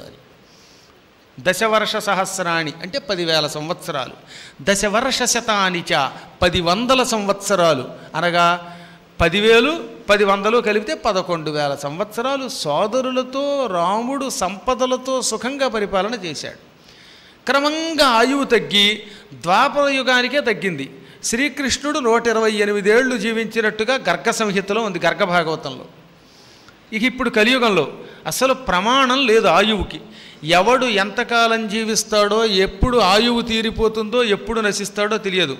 ఇంటిలో నుంచి కాలు బయట పెట్టామంటే తిరిగి ఇంటిలోకి వచ్చేదాకా వాడు బతుకుతాడో లేదో నమ్మకం లేదని చెప్పేశారండి. పూర్వకాలంలో ఈ వ్యక్తి బయటికి వెడుతున్నాడంటే వస్తాడో నమ్మకంట వాడు ఆయువుని చూసి చెప్పేవారట. ఇప్పుడు ఈ ఆయువుని చెప్పలేం. అసలు జాతకములు కూడా చక్రాలు పూర్వంలాగా సంపూర్ణంగా ఫలించవని చెప్పేశారు. కలియుగంలో ఏదో ఒక 10% 20% వరకే జాతక చక్రం యొక్క ప్రభావం ఉంటుంది తప్ప 80% వ్యర్థం అయిపోతుంది. కారణం ఇక్కడ తపశ్శక్తితో జాతకం చెప్పేవాళ్ళు కూడా తగ్గిపోతారు కనుక అన్నారు. ఎంత భయంకరమైన దుస్థితులు చెప్పారంటే అవి తలుచుకుంటే శరీరం గగుర్పాటుకు గురవుతుంది. భవిష్య పురాణంలో మానవులని తుడిచిపెట్టే భయంకరమైన భూకంపాలని, వరదలని, సముద్రపు కెరటాలు ఉప్పొంగి ఊళ్ళు కొట్టుకుపోతాయని చెప్పారు. అగ్నిపర్వతాలు ధ్వంసమవుతాయని, భయంకరమైన అగ్ని ప్రమాదాలు వస్తాయని, భూమండలంలో వేడెక్కువైపోతుందని, భూగర్భ జలాలు తగ్గిపోతాయని, అవన్నీ క్రమంగా భవిష్య పురాణంలో చెప్పినవని మనం కళ్ళెదురుగుండా చూస్తూనే ఉన్నాం. అంత దుర్భర స్థితి. అందుకే కలియుగంలో మానవులకి ఆయువు బాగా తగ్గిపోతుంది. అలసులు, సోమరిపోతులై ఉంటారు, ఎక్కువగా పని చేయడానికి ఇష్టపడరు. కలియుగంలో మానవులు ఉత్సాహంగా పనిచేయడం చాలా తక్కువ. ఏదో అలా తిరుగుతూ ఉంటారు, పనులు అయిపోతూ ఉంటాయి. ఉదయం లేస్తే నడుము వంచకుండా సాయంకాలం దాకా ఏకధాటిగా పనిచేసి ఆ ఓపిక తగ్గిపోతుందట. వీలుంటే విశ్రాంతి తీసుకోవడానికి ఇష్టపడతారు అని చెప్పారు. గట్టిగా తిరిగితే పడదు కూడా. నిజం చెప్పమంటారా, హనుమంతుడి యొక్క అనుగ్రహం, సద్గురువుల కటాక్షం ఎంత గొప్పదంటే, నిన్నటి దాకా ప్రయాణం చేసేవాడు మధ్యాహ్నం ప్రయాణం చేస్తున్నప్పుడు ఒక క్షణకాలం ఎప్పుడూ ఎంతో ఆరోగ్యంగా ఉండే నాకు కూడా నడుము పట్టేసినట్టు అయింది. ఈ సాయంత్రం ప్రవచనం ప్రారంభించగలను అనుకున్నాను, మళ్ళీ చెప్పాక ఇక్కడికి వచ్చేసరికి అన్నీ మర్చిపోతాం. అందుకే గురువులకు యంగేజే తప్ప ఓల్డ్ ఏజ్ ఉండదు పొమ్మన్నారు. అంతే. కలియుగంలో సెల్ ఫోన్లు ఎప్పుడు యంగేజే ఉంటాయి, మనిషికి కూడా అంతే, ఎప్పుడు గురుభక్తి కలిగి ఉంటే. చాలా ఆశ్చర్యం, నిమేషమాత్రంలో తొలగింది. సాయంత్రం ఇంచుమించుగా ఈ ప్రాంగణంలో భగవద్ దర్శనమునకు వచ్చే వరకు కూడా ప్రయాణం అలసట అంత ఎక్కువగా ఉంది. రేపటి నుంచి అంటారు ఇక్కడే ఉంటారు కాబట్టి పెద్ద తిరుగుడు ఉండదు, సుఖంగా ఉంటుంది, ఇబ్బంది ఉండదు. కానీ ముందు దాదాపు ఒక 10 రోజుల క్రితం వరకు అమెరికా పర్యటన, 45 రోజులు అక్కడ తిరిగి వచ్చాను. అక్కడేమో మంచి మంచు ముద్దల్లోంచి ఒకేసారి ఇక్కడ దిగడంతో అగ్నిగుండం అయిపోయింది. వచ్చిన దగ్గర నుంచి పెళ్ళిళ్ళు, ఇంకేవో ప్రతి ఆదివారం దూరదర్శన్లో లైవ్ ఒకటి ఉంటుంది కదా, ఉదయం 8:30 to 9:30 సప్తగిరి ఛానల్లో ధర్మ సందేహాలు. నిన్నటికి కూడా ఓ చోటకి వెళ్ళవలసి వచ్చింది. ఇలా తిరిగి రాత్రి 1 గంటకి కాసేపు పడుకుని మళ్ళీ పొద్దున్న లేచి వచ్చేటప్పుడు ఒక్కరోజు కాస్త ఆలస్యం అయితే బాగుండనిపించింది నాకు కూడా. కానీ భగవద్ అనుగ్రహం, ఈ ఏకాదశి ఇది ఎక్కడ అది వ్యర్థం అయ్యేది కాదు. అసలు ఈ పీఠం మీద కూడా నాకు నమ్మకం ఏంటంటే, శృంగేరి శారదా పీఠం, సంపత్నగర్లో ఉన్న గుంటూరు పీఠం, డైరెక్ట్గా ఆ శృంగేరి పీఠమే ఆనాటి జగద్గురువులు స్థాపించింది. ఆ శారదామాత, ఈ శారదామాత. నేనేది అసత్యం ఆటల్లా. అక్కడికి వచ్చి నమస్కారం చేసుకున్నాను. ముందు హరిప్రసాద్ గారు కాస్త చిరునవ్వుతో పలకరించగానే సగం ఓపిక వచ్చింది. అమ్మవారి దర్శనం చేసుకున్నాను. మళ్ళీ వచ్చేసరికి అసలు నాకు వెన్నుపోసుకుని ఎప్పుడు వచ్చింది ఇందాక అనేది విషయం మర్చిపోయాను. దానితో పాటు ఇంకో చమత్కారం చెబుతాను. తెల్లవారుజామున 3-4 గంటల మధ్యలో శంకరాచార్యుల వారు దర్శనం ఇచ్చారండి. నేను నిజం చెబుతున్నాను, నాకు ఎప్పుడు శంకరాచార్యుల వారు దర్శనమిచ్చి, ఇది నా సంకల్పం, ఈ 40 రోజులు నిర్వికారంగా జరుగుతుంది, హనుమంతుడిని సంపూర్ణంగా ఉపాసించు, రోజు నేను రాసిన రామామృతంతే అనే శ్లోకం చదువు అని ఆజ్ఞాపించారు. అప్పుడే నాకు మంచి ఆత్మబలం వచ్చింది. సందేహం లేదు, ఇది భగవత్ సంకల్పం. సాక్షాత్తు శంకరుడే శంకరుడంటే శంకర సాక్షాత్ శివుడే శంకరాచార్యుల వారి రూపంలో ఉన్నారు. ఆ మహానుభావుడు స్థాపించిన పీఠాలు అందుకే యుగాంతం వరకు చెక్కు చెదరవు. అక్కడ అడుగుపెట్టాడంటే ఆయన అంశ లేకుండా ఎవరు అడుగు పెట్టారు అక్కడ గురువులు అవ్వాలంటే కూడా. అటువంటి పరమాత్ముడు తెల్లవారుజామున 3 గంటలు 4 గంటల మధ్యలో దర్శనమిచ్చి ఈ 40 రోజులు నిర్విఘ్నంగా జరుగుతుంది. ఎంతోమంది విని తరిస్తారు. శాశ్వతంగా ఈ ఘట్టం ప్రసారమవుతుందని చెప్పాకే అప్పుడు నాకు అమ్మయ్య, ఇది నా ప్రయత్నం కాదు, అప్రయత్నంగా ఆయనే నడిపిస్తున్నాడు అనిపించింది. దాంతో ఓపిక వచ్చిందనమాట. ఎందుకు చెబుతున్నానంటే, సహజంగా ఈ కలియుగంలో మానవులకి ఓపిక తక్కువగా ఉంటుంది. అందుకే మానవుడు వీలున్నంత వరకు సోమరిపోతూ ఉంటాడనమాట. నిద్రకి ఎక్కువ ప్రాధాన్యం ఇస్తాడు. ఎప్పుడో భాగవతంలో చెప్పారు, అలసులు అన్నారు, సోమరిపోతులు, మందబుద్ధి బలులు, తెలివితేటలు కూడా చాలా తక్కువగా ఉంటాయి. బుద్ధిబలం మందంగా ఉంటుంది, కొంచెం తక్కువగా ఉంటుంది. పూర్వంలాగా కాదు. బ్యాంకులో కడితే 2 ఏళ్ళు 4 గంటలు కూడా క్యాలిక్యులేటర్లను అవి నొక్కుతున్నారు, ఆశ్చర్యంగా ఫోన్లు నొక్కుతున్నారు. ఎంతసేపు టకటక లెక్కలు పెట్టే రోజులు పోయి అనమాట. తలకిందులుగా అప్పచెప్పేసేవారు. పుస్తకం అక్కర్లేకుండా మస్తకం సమస్తంగా ఉండే రోజులు పోయి అన్నిటికీ యంత్రముల మీద ఆధారపడుతున్నాడు. ఈ యంత్రం వీడే సృష్టించాడు, దానికి బానిసైపోయాడు. దాన్ని ఉపయోగించగా బుద్ధి నశించిపోతుంది. చాలా ప్రమాదం సుమ. పిల్లలకి కంప్యూటర్లు ఇచ్చేస్తున్నారు కానీ సరదాగా ఉందని దాంట్లో పడిపోయి వీళ్ళు ప్రపంచాన్ని మరిచిపోయి అన్ని శక్తులు కోల్పోయి చివరికి నిర్వీర్యులైపోతున్నారన్నమాట. అదే ప్రమాదం. ఎప్పుడో ఊహించి చెప్పారు వేదవ్యాసుల వారు, మందబుద్ధి బలులు, అల్పతర ఆయువులు, ఆయువు బాగా తక్కువగా ఉంటుంది, ఉగ్రరోగ సంకలితులు, మానవులకి రకరకాల రోగములు పట్టుకుంటాయి. ఈ రోగములతో నిరంతరం పీడింపబడుతూ ఉంటాడు. ఒక రోగానికి మందు వేస్తే మరో రోగం వస్తూ ఉంటుంది. ఇటు శరీర రోగాలు, మానసిక రోగాలు, శారీరక మానసిక రోగములు రెండింటి చేత నిరంతరం మానవుడు పీడింపబడుతూ ఉంటాడు. మందభాగ్యులు, ఐశ్వర్యములు అలాగే ఉంటాయి. అసలు ఇవాళ డబ్బు కట్టలే తప్ప శాంతి అనే సంపద ఎంతమంది దగ్గర ఉంది? గుండెల మీద చెయ్యి వేసుకుని మేము సుఖంగా ఉంటున్నాం, శాంతిగా ఉంటున్నాం, మాకు ఏ రోగము లేకుండా వేళకింత తింటూ ప్రశాంతంగా జీవితం గడుపుతున్నామన్నవాడు ఎవడో కనపడ్డు. ఎక్కడికి వెళ్ళండి, ఏమండి మా ఇంట్లో ఏదో గొడవేనండి, పెళ్ళి అవ్వకపోతే పెళ్ళి అవ్వలేదని ఒక బాధట, పెళ్ళి అయిన తర్వాత అల్లుడు వల్ల ఇబ్బందో, కూతురు వల్ల ఇబ్బందో, లేదా కొడుకు వల్ల ఇబ్బందో, కోడల వల్ల ఇబ్బందో, ఈ రెండు ఉంటే ఇంకేదో మనవలు, ఎన్ని ఉన్నా ఏదో ఒక కోరిక, మొత్తం మీద మేము సుఖంగా సంతృప్తిగా బతుకుతున్నాం అని చెప్పేవాడు ఎవడో దొరకడం. దాంతో భయం వేస్తుందన్నమాట. ఎవరైనా ఇంటికి పాదపూజకి ఆహ్వానించారంటే ఈ పూట వాడు ఏదో కష్టం చెబుతాడు అనే భయం కలుగుతుంది కలియుగంలో. అమెరికాలో జరుగుతున్నవి ఇలాంటివి అన్నమాట. ఎవరైనా రేపు ఏమైనా గురువుగారు మా ఇంటికి రావాలన్నారా, వాళ్ళ అబ్బాయి రౌడీ అయిపోతున్నాడనో, వాడికి చదువు రావట్లేదనో, లేదా తుపాకీ పుచ్చుకుని ఎవరినో కాల్ చేస్తున్నాడనో భయపెడుతున్న వాళ్ళు కొందరు. అందరూ అలా ఉంటారని కాదు, సహజంగా లోకంలో ఇలా అయిపోతుంది. కాబట్టి మానవుడికి శాంతి సంపద లేదు, జ్ఞాన సంపద ఉండడం లేదు, ఆనంద సంపద ఉండడం లేదు, ఆరోగ్య సంపద ఉండడం లేదు. భౌతిక సంపదలు ఏవో ఉంటే ఉండొచ్చు, అవి లేని వాళ్ళు ఉన్నారు. మొత్తం మీద ధనము తప్ప మిగతా ఇంధనములు మాత్రం వీడికి లేకుండా సంసారం పెద్ద బంధనం అయిపోతుంది. అందువల్లే మందభాగ్యులు. భాగ్యం అంటే ప్రథమతః శాంతి, గుర్తుపెట్టుకోండి. రెండవది జ్ఞానం, మూడవది ఆనందం, నాలుగవది ఆరోగ్యం, ఆ తర్వాత కుటుంబ వృద్ధి, అప్పుడు ధనధాన్య వృద్ధి అన్నారు. ఆఖరికి రామాయణంలో కూడా పట్టాభిషేకంలో కూడా ముందు కుటుంబ వృద్ధిం ధనధాన్య వృద్ధిం స్త్రియశ్చ ముఖ్య సుఖముత్తమంచ అని రామాయణం వినడం వల్ల ఎన్ని లాభాలో చెప్పడంలో కుటుంబ వృద్ధి ముందు చెప్పారు. అది లేనప్పుడు ఎన్నుంటే ఉపయోగమే ఉన్నది. ఎవరితో పడకపోతే అంటే అంటే ఇంటిలో ఉన్న వాళ్ళందరూ కొట్టుకుంటున్నారంటే అప్పుడు వారికి భాగ్యం లేదు, వారు మందభాగ్యులని పిలువబడతారు. స్వకర్మములెవ్వియు చేయజాలరి కలియుగమందు మానవులు ఈ కలియుగంలో మంచి పని చెయ్యరు, ఎవరైనా చేస్తూ ఉంటే ఎందుకు అని వెనక్కి లాగుతూ ఉంటారు. అటువంటి మానవులకి సుఖము ఎలా కలుగుతుంది అనగా అప్పుడు శివుడు ఉమాసంహితలో స్వయంగా పార్వతీదేవికి తాను చెప్పాడు. పార్వతి, మానవునికి సర్వకాల సర్వావస్థలలో ప్రశాంతతని, జ్ఞానాన్ని, సంపదని, అన్ని రకాలైన అభివృద్ధులను కలగజేసే ఒక్క మార్గం హనుమత్ కథాశ్రవణం. 9 భక్తి మార్గాలలో హనుమంతుడి కథ వినడం ఎక్కువ గొప్పది అన్నాడు. భాగవతంలోనే కాదు, దేవీ భాగవతంలోనూ. చిత్రం ఏంటంటే చివరికి మహాభారతంలో అన్నిటిలో 9 భక్తి మార్గాలు ముందు శ్రవణమునకే ఇచ్చారు. శ్రవణం కీర్తనం విష్ణోహో స్మరణం పాదసేవనం అర్చనం వందనం దాస్యం సఖ్యం ఆత్మనివేదనం.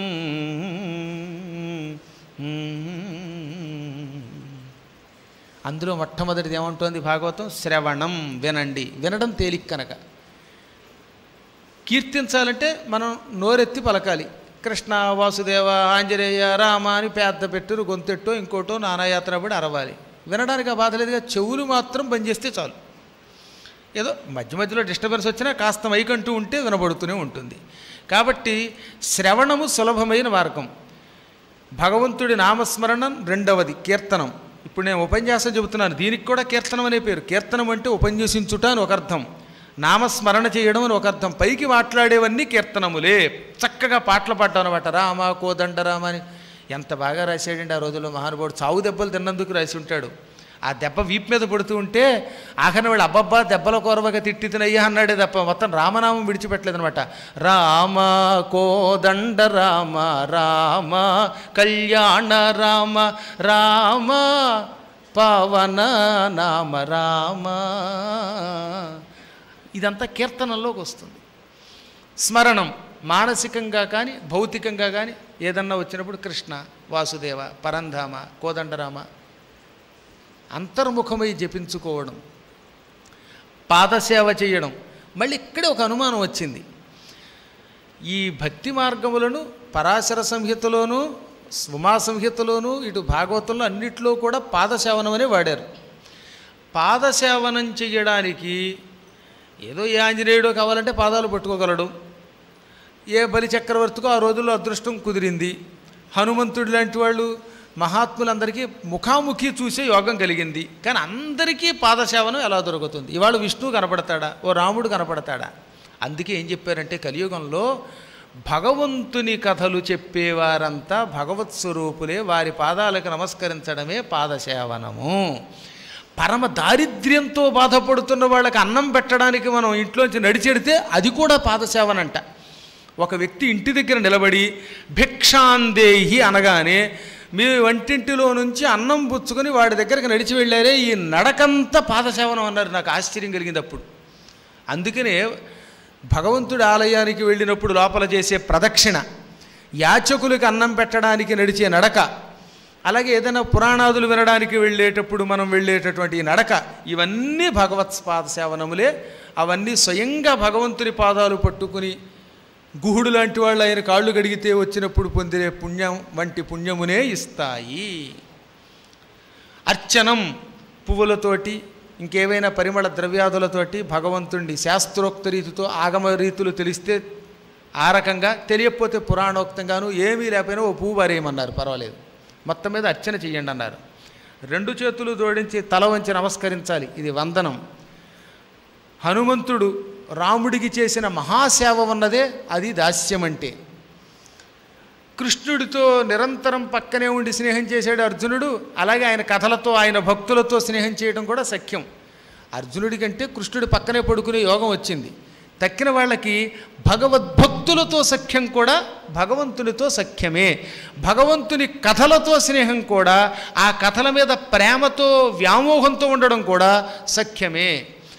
మన సమస్తం పరమాత్మదే అని ఏ పని చేస్తున్నా భగవదర్పణ వస్తు అని సమర్పిస్తే అది ఆత్మనివేదనం. శ్రీ విష్ణోస్మరణే పరీక్షితభవత్ వైయాసకి కీర్తనే ప్రహ్లాదస్మరణే తదంగ్రిభజనే లక్ష్మీ పృథుః పూజనే అక్రూరస్తవనే తథా కపిపతి దాస్యే సఖ్యేర్జునః సర్వస్యాత్మనివేదనే బలిరభూత్ కైవల్యమేషాం పదం. ఎవరెవరు ఈ నవవిధ భక్తి మార్గాల ద్వారా మోక్షం పొందారు అంటే బ్రహ్మదేవుడు సనక సనందనాదులకి చెప్పాడు. శ్రీ విష్ణోహ శ్రవణే పరీక్షితభవత్, పరీక్షిత్ మహారాజు గారు 7 రోజుల పాటు భాగవతం విన్నాడు, విని మోక్షం పొందాడు. వైయాసకి కీర్తనే, కథంతా చెప్పాడు గనక, చక్కగా పాడాడు గనక శ్లోకాలని సుఖమహర్షి మోక్షం పొందాడు. వైయాసకి వేదవ్యాసుని కొడుకు అనగా సుకుడు. ప్రహ్లాద స్మరణే, తింటున్నా తిరుగుతున్నా పడుకున్నా సర్వకాల సర్వావస్థలలో నారాయణ నామస్మరణ పరాయణుడై ప్రహ్లాదుడు మోక్షం పొందాడు. తదంగ్రి భజనే లక్ష్మీ, నిత్యం పాదాలని ఒత్తి పూజ చేసి లక్ష్మీదేవి మోక్షం పొందింది. పృథు చక్రవర్తి 2 చేతులతోటి స్వామిని అర్చించాడు, పూజించాడు, ఆయన మోక్షం పొందాడు. అక్రూరుడు దండకం చదివి స్తోత్రం చేసి ఆయన మోక్షం పొందాడు. ఇదిగో కపిపతి దాస్యేతు, ఆంజనేయ స్వామి వారు నిరంతరం పాదసేవ చేసాడు. దాస్యం అంటే ఇక దాసుడు ఆయన, దాసోహం కోసలేంద్రస్య అని చెప్పుకున్నాడు, ఆయన మోక్షం పొందాడు. సఖ్యే అర్జున, సఖభక్తితో స్నేహభక్తితో అర్జునుడు మోక్షం పొందాడు. సర్వస్యాత్మనివేదనే బలిరభూత్ కైవల్యమేషాం పదం, తన సమస్తం హరికి సమర్పించి బలిచక్రవర్తి మోక్షం పొందాడు. ఈ అన్ని మోక్షాల్లోకి దాస్యం చాలా గొప్పది, సులభమైనది, ఉత్తమమైనది సేవ. అటువంటి సేవా మార్గంతో ఉన్న హనుమంతుడిని సేవించినా, ఆయన కథ విన్నా, ఆయనని తలుచుకున్నా వాడికి ఈ జన్మలో అన్ని కష్టాలు తొలగుతాయి. ఈ కలియుగంలో ఇందాక చెప్పిన అలసులు, మందబుద్ధి బలులు, అల్పతరాయువులు, ఉగ్రరోగ సంకలితులు, మందభాగ్యులు, ఈ సుకర్మములు చేయలేని వాళ్ళందరినీ అనుగ్రహించేది ఈ హనుమంతుని భక్తి, హనుమంతుని కథ.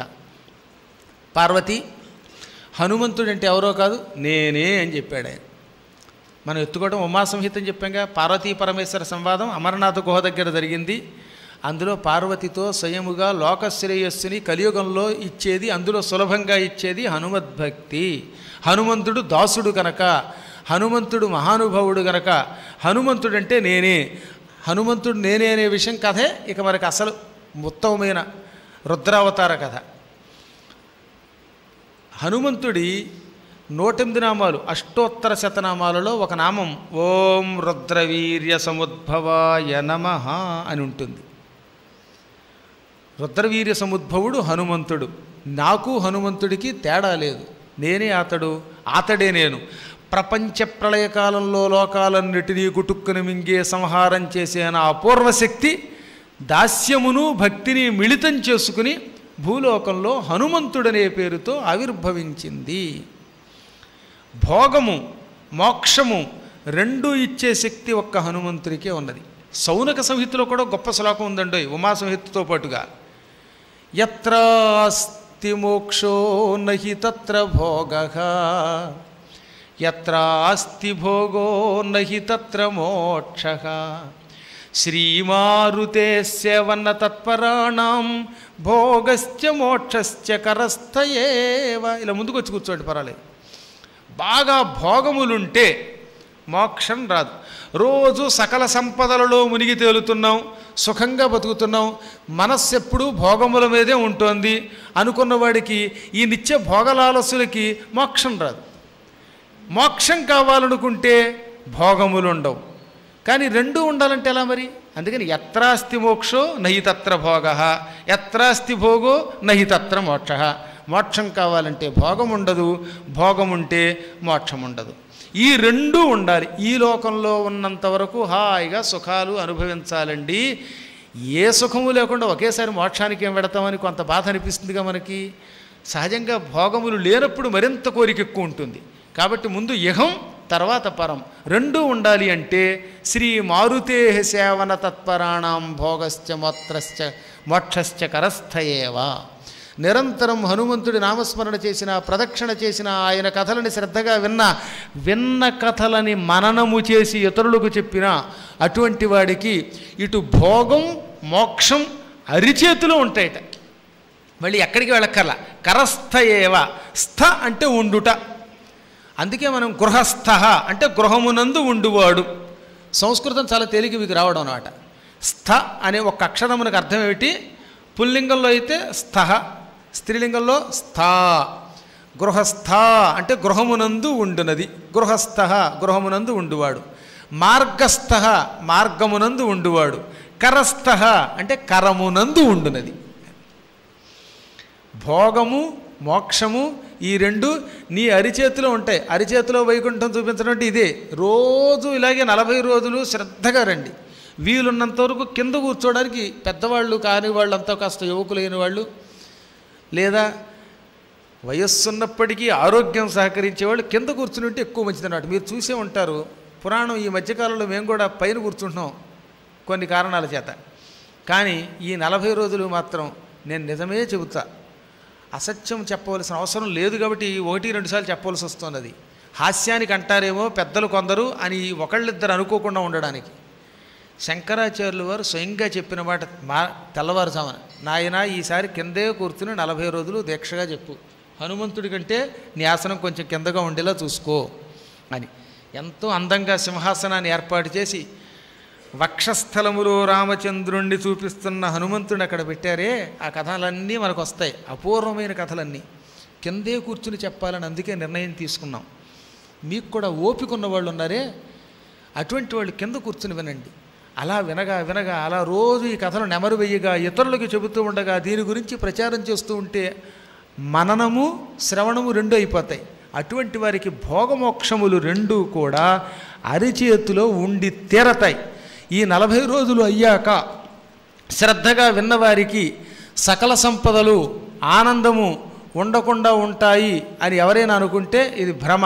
ఉండి తీరతాయని నేను మాటిస్తున్నాను. నేను మాటిచ్చానంటే హనుమంతుడు మాటిచ్చినట్టే. అంత గొప్పది ఈ కథ. నేనే అనుభవించి చెబుతున్నమాట. అనేక కష్టాలలో నుంచి బయటపడి యావజ్జీవితం సమస్యల్లోంచి బయటపడి సుఖంగా బ్రతకగలుగుతున్నామంటే, ఆత్మశాంతితో జ్ఞానంతో నిద్రిస్తున్నామంటే వాళ్ళ ఈ హనుమంతుని కథని ఒకప్పుడు చెప్పగలగడమే మూల కారణం. ఇప్పుడు అందుకే మళ్ళీ మనకు అవకాశం వచ్చిందనమాట. అందుకని హనుమత్ సేవ చేస్తే భోగమోక్షములు రెండూ కూడా అరచేతిలోకి వచ్చి తీరుతాయి అన్నారు. దానికి గల కారణం విశ్వవ్యాపకానంత ఈశ్వర శక్తి ఆయనలో ఉండడం వల్లే. ఆ ఈశ్వర శక్తి మళ్ళీ కుంచుకుని రాముడికి సేవ చెయ్యడమే అటువంటి గొప్ప కథ సుమా అని ఉమాదేవికి చెప్పాడు. అప్పుడు ఆవిడ ఆశ్చర్యపోయి, ఇంతవరకు విష్ణువు మహాత్ముడు అనేక అవతారాలు ఎత్తడం విన్నాం, కానీ నీవు కూడా అవతారం ఎత్తావని, నీతో పాటు హనుమంతుడు కూడా అవతారాలు ఎత్తాడని వింటున్నాను. నీ రూపమే హనుమంతుడు అంటున్నావు. నీవు ఎందుకు అవతారం ఎత్తవలసి వచ్చింది? ఏ ఏ అవతారాలు ఎత్తావు? అవతారాల్లో హనుమంతుడు అవతారం ఎటువంటిది? ఈ హనుమంతుడు అవతారం ఎత్తడానికి గల కారణం ఏమిటి అని అడిగింది ఆవిడ. అప్పుడు ఆయన చాలా అద్భుతమైన ప్రశ్న వేశావు అని పార్వతీదేవిని ఒక శ్రోతగా చేసుకుని ఈశ్వరుడు చెప్పాడు. అత్యంత ప్రాచీన కాలంలో నేను 216 అవతారాలు ఎత్తాను. అందులో పంచముఖాలతో ఉన్న ఈశ్వర అవతారం మొట్టమొదటిది. అవి వరుసగా సద్యోజాతము, వామదేవము, అఘోరము, తత్పురుషము, ఈశానము, ఈ 5 ముఖములు వరుసగా మనకి ఇక్కడ ఆలయంలో కూడా దక్షిణం వైపు అక్కడ మీకోసం రాశారు చక్క అఘోరముఖము అని. ఎప్పుడూ శాంతముగా ఉంటుంది. ప్రాణాపాయ స్థితిలో ఉన్నవాడిని తన దగ్గరికి తీసుకుపోయి వాడికి మళ్ళీ పునర్జన్మ లేకుండా చేసే ముఖానికి అఘోరము అని పేరు. ఘోరము కానిది అఘోరం. కానీ ఘోరం అంటే వీరేం భయపడక్కర్లా.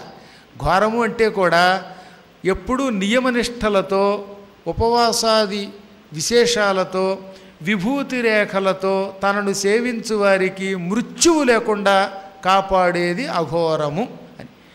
దక్షిణం వైపు ఎందుకుంటుంది ఆ ముఖం? మానవుడు చచ్చిపోయేటప్పుడు దక్షిణం దిక్కుకేసి పెడతారు.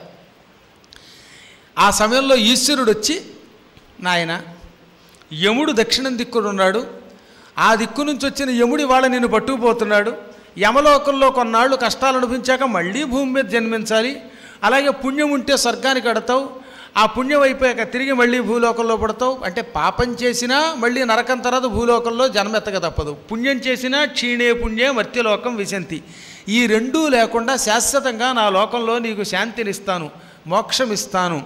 ఆ మోక్షానికి చిహ్నంగా శరీరం విడిచిపెట్టినప్పుడు దక్షిణం దిక్కుకు వెళ్ళాలిగా ఎవడన్నా సరే, ఆ దిక్కున అఘోరమని ఒక ముఖం ధరిస్తున్నాను. అఘోరముఖం భయంకరమైన యముణ్ణి కూడా శిక్షించే పవిత్రమైన ముఖం అని చెప్పడానికి ఆ ముఖం ధరించేట. ఆ విషయం మనకి శివపురాణంలో కూడా ఉంటుంది. తర్వాత రెండోది, శవమును కూడా ప్రేమించే లక్షణం ఒక ఈశ్వరుడికే ఉంది. అందుకే శవం మీద కూర్చున్న శవం బూడిదని, కాష్టంలో బూడిదని విభూతిగా ధరిస్తున్నాడు ఆయన. ఈ శవాలని అర్చన చేసే ఒక జాతి వాళ్ళు ఉన్నారు. ఎప్పటికి కూడా ఉజ్జయినిలో చిన్న చిన్న ముక్కలు చేసి అర్ధరాత్రి పూట దాన్ని ఈశ్వరుడికి నివేదన చేస్తారు. వాళ్ళకి అఘోరులు అని పేరు. నేను వాళ్ళని చూశాను.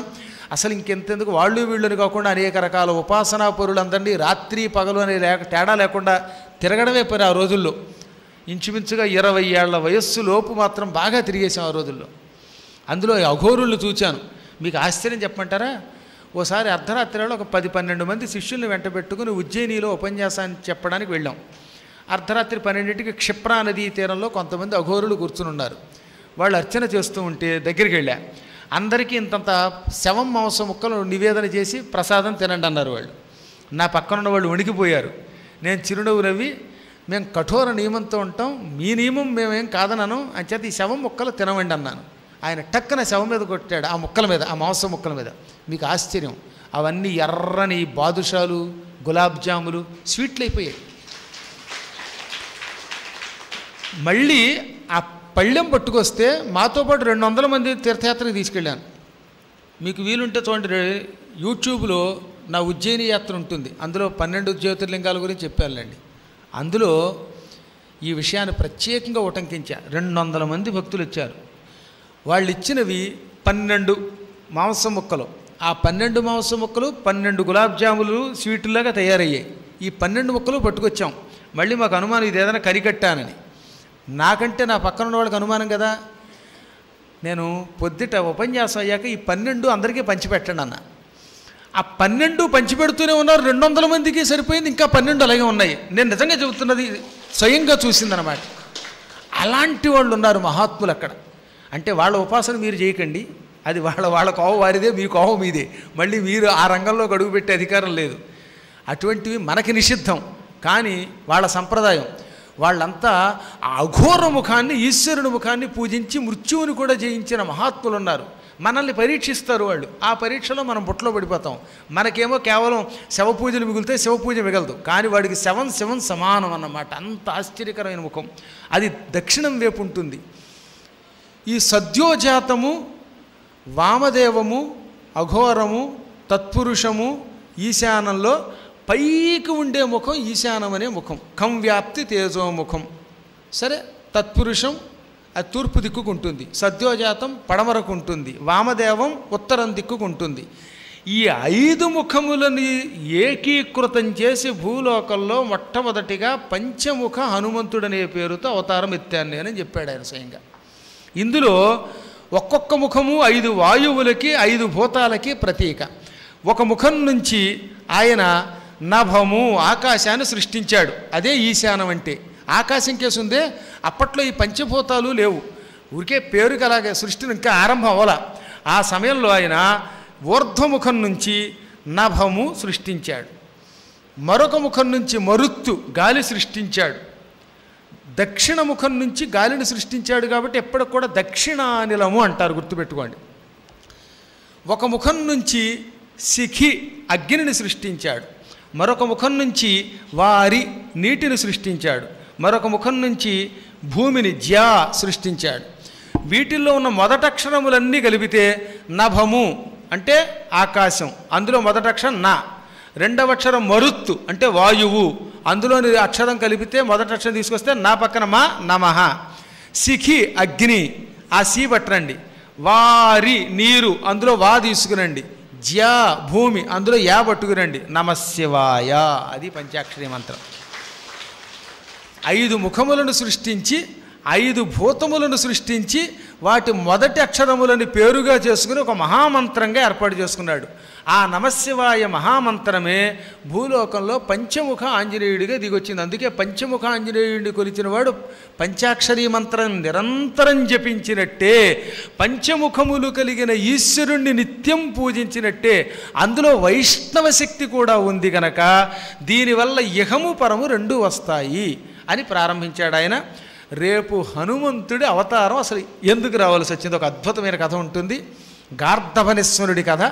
ఆ కథతో మళ్ళీ రేపు యథాప్రకారంగా రేపటి నుంచి సమయం అంటే సమయానికి ప్రారంభమవుతుంది. 6:30కి షార్ప్గా మొదలు పెడదాం. అందరూ కూడా అప్పుడే 40 రోజుల్లో ఒక్కరోజు పూర్తయింది. మిగతా 39 రోజులు కూడా శ్రద్ధగా విని తరించండిని మంగళాశాసనం చేస్తూ స్వస్తి ప్రజాభ్య పరిపాలయంతాం. శ్రీ గురుభ్యో నమః. ఒక 2 నిమిషాలు కూర్చోండి దయచేసి. జగద్గురువుల అనుగ్రహం మనకు ప్రస్ఫుటంగా చూడండి ఎంత ప్రత్యక్షంగా కనిపించిందో. నిన్న సాయంత్రం వారు మంత్రాక్షతలు ఇవ్వడం, వారికి వేకువజామున ఆదిశంకర్ల వారి దర్శనం ఇవ్వడం, 2 ఎట్లా కోయిన్సైడ్ అయితే మన 36వ పీఠాధీశ్వరులైనటువంటి భారతీ తీర్థ మహాస్వామి వారు పూర్వాశ్రమ నామం సీతారామాంజనేయులు. వారి జన్మ వృత్తాంతం చెప్పేటప్పుడు ఏ విధంగా వారి తండ్రి గారు వెంకటేశ్వర అవధాని గారికి జగద్గురువులు ఆవిర్భవించారని చెప్తూ అలుగుమల్లిపాడు అనేటువంటి గ్రామంలో 365 రోజులు నిష్ఠతో ఆయన మహన్యాసపూర్వకంగా రుద్రాభిషేకం చేశారని, అదేవిధంగా వారు ప్రతి సంవత్సరం వసంత నవరాత్రులు చేస్తూ శ్రీరామనవమి రోజున రామచంద్రమూర్తి వారి యొక్క కళ్యాణం చేసేవారని చెప్తారు. ఆ ఫలితంగా ఈ స్వామివారు వారికి కలిగినట్టుగా చెప్పుకుంటారు. అమ్మగారికి ఒక రోజున ఒక స్వప్నం వచ్చింది అనంతలక్ష్మ గారికి. అందులో ఒక కోతి వచ్చి 4 పళ్ళు ఆయన చేతిలో పెట్టింది అని చెప్తారు. అంటే సాక్షాత్తు ఆంజనేయ స్వామి వారే ఆమెకి కళ్ళలో కనిపించి 4 పళ్ళు ఇచ్చారని. ఈ 4 పళ్ళకి తాత్పర్యం ఏమిటంటే, ఒక మహానుభావుడు చెప్తాడు, 4 ఆశ్రమాలని దాటి తురియాశ్రమంలో ఉండేటువంటి మహానుభావుడు నీకు భక్తుడే పుడతాడని చెప్పి దానిని లక్ష్యం అని. అటువంటి జగద్గురువులు వారి అనుగ్రహంతో మనం చేసుకుంటున్నాం ఈ కార్యక్రమం. ఇంకో విశేషం ఏంటంటే వారి వాళ్ళ ప్రసంగంలో ఆదిశంకర్ల వారికి ఆంజనేయ స్వామి వారి ఒక సమన్వయం చేశారు చక్కగా. మనకి కూడా మనం ముందుగా ఆంజనేయ స్వామి వారి ప్రభువు గురించి చెప్పుకున్నాం, రామచంద్రమూర్తి గురించి. ఆ తర్వాత ఆయన గురువు గురించి చెప్పుకున్నాం ఇటీవలనే మనం. ఆదిత్య వైభవం సూర్యనారాయణమూర్తి ఆయన గురువు. వారి ప్రభువు గురించి వారి గురువు గురించి చెప్పుకొని ఇప్పుడు సాక్షాత్ ఆయన గురించి మనం చెప్పుకుంటున్నాం. ఎంత విశేషం చూడండి. ఈ కార్యక్రమం నిజంగా నిన్న భద్రాచలం నుంచి ఆయన కళ్యాణాక్షతలు తీసుకొచ్చి గురువుగారికి ఇవ్వడం, గురువుగారు మనకు అనుగ్రహం చేయడం, మంత్రాక్షతలు ఇవ్వడం ఈ యాదృచ్ఛికంగా జరిగినటువంటి విషయాలు కావు.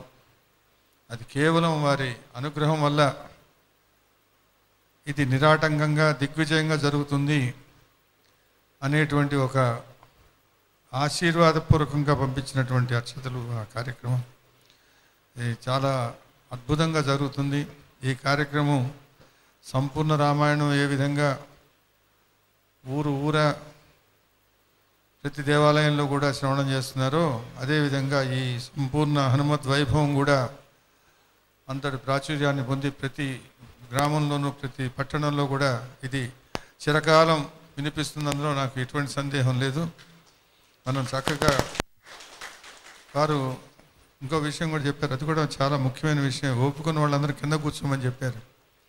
మనకి పెద్దలు సుందరాకాండ శ్రవణం చేసేవారు గారు పారాయణ చేసేవాళ్ళకి కూడా ఒక నియమం చెప్తారు, భూజయనం చేయండి అని, భూమి మీద పడుకోమని. మరి చాలా మంచి సూచన చేశారు. అట్లాగే ఎప్పుడు ఇటువంటి మధ్య మధ్యలో మాకు సూచనలు చేసి మమ్మల్ని మార్గదర్శనం చేస్తూ ఉండమని చెప్పి పద్మాకర్ గారు ప్రార్థన చేస్తూ, రేపు తప్పనిసరిగా 6:30 కల్లా శ్రోతలతో నిమిత్తం లేదు. మా గురువుగారు ఒకటే చెప్పారు, ఎంతమంది వచ్చారనేది మనకి విశేషం కాదు. భాగవతం ఎంతమందికి చెప్పారు? ఒక శుకుడికి చెప్పారు. భగవద్గీత ఎంతమందికి చెప్పాడు? ఒక అర్జునుడికి చెప్పాడు. ఎంతమంది వచ్చారనే సమస్య కాదు. కరెక్ట్గా సమయపాలన చేద్దాం. 6:30 ప్రారంభం చేస్తాం, 8:30 పూర్తి చేస్తారు. ఎంతమందికి వినే అదృష్టం ఉంటే అంతమంది వింటారు. అందరూ వినాలనే నా కోరిక. ఇటువంటి కార్యక్రమాలు పెట్టించేది ఎందుకంటే అనేక మంది వినాలి, తరించాలి, వాళ్ళందరికీ కూడా వినాలని కోరుకున్నా కూడా దానికి ఒక వేదిక కావాలి అనేటువంటి ఉద్దేశంతో ఇటువంటి కార్యక్రమాలు ఇక్కడ ఏర్పాటు చేయడం జరుగుతుంది. కనుక అందరూ కూడా సకాలంలో వచ్చి మీ ఈ కార్యక్రమాన్ని తిలకించి మీ జీవితాన్ని సద్వినియోగం చేసుకొని తరించాలని చెప్పి భావిస్తూ సెలవు.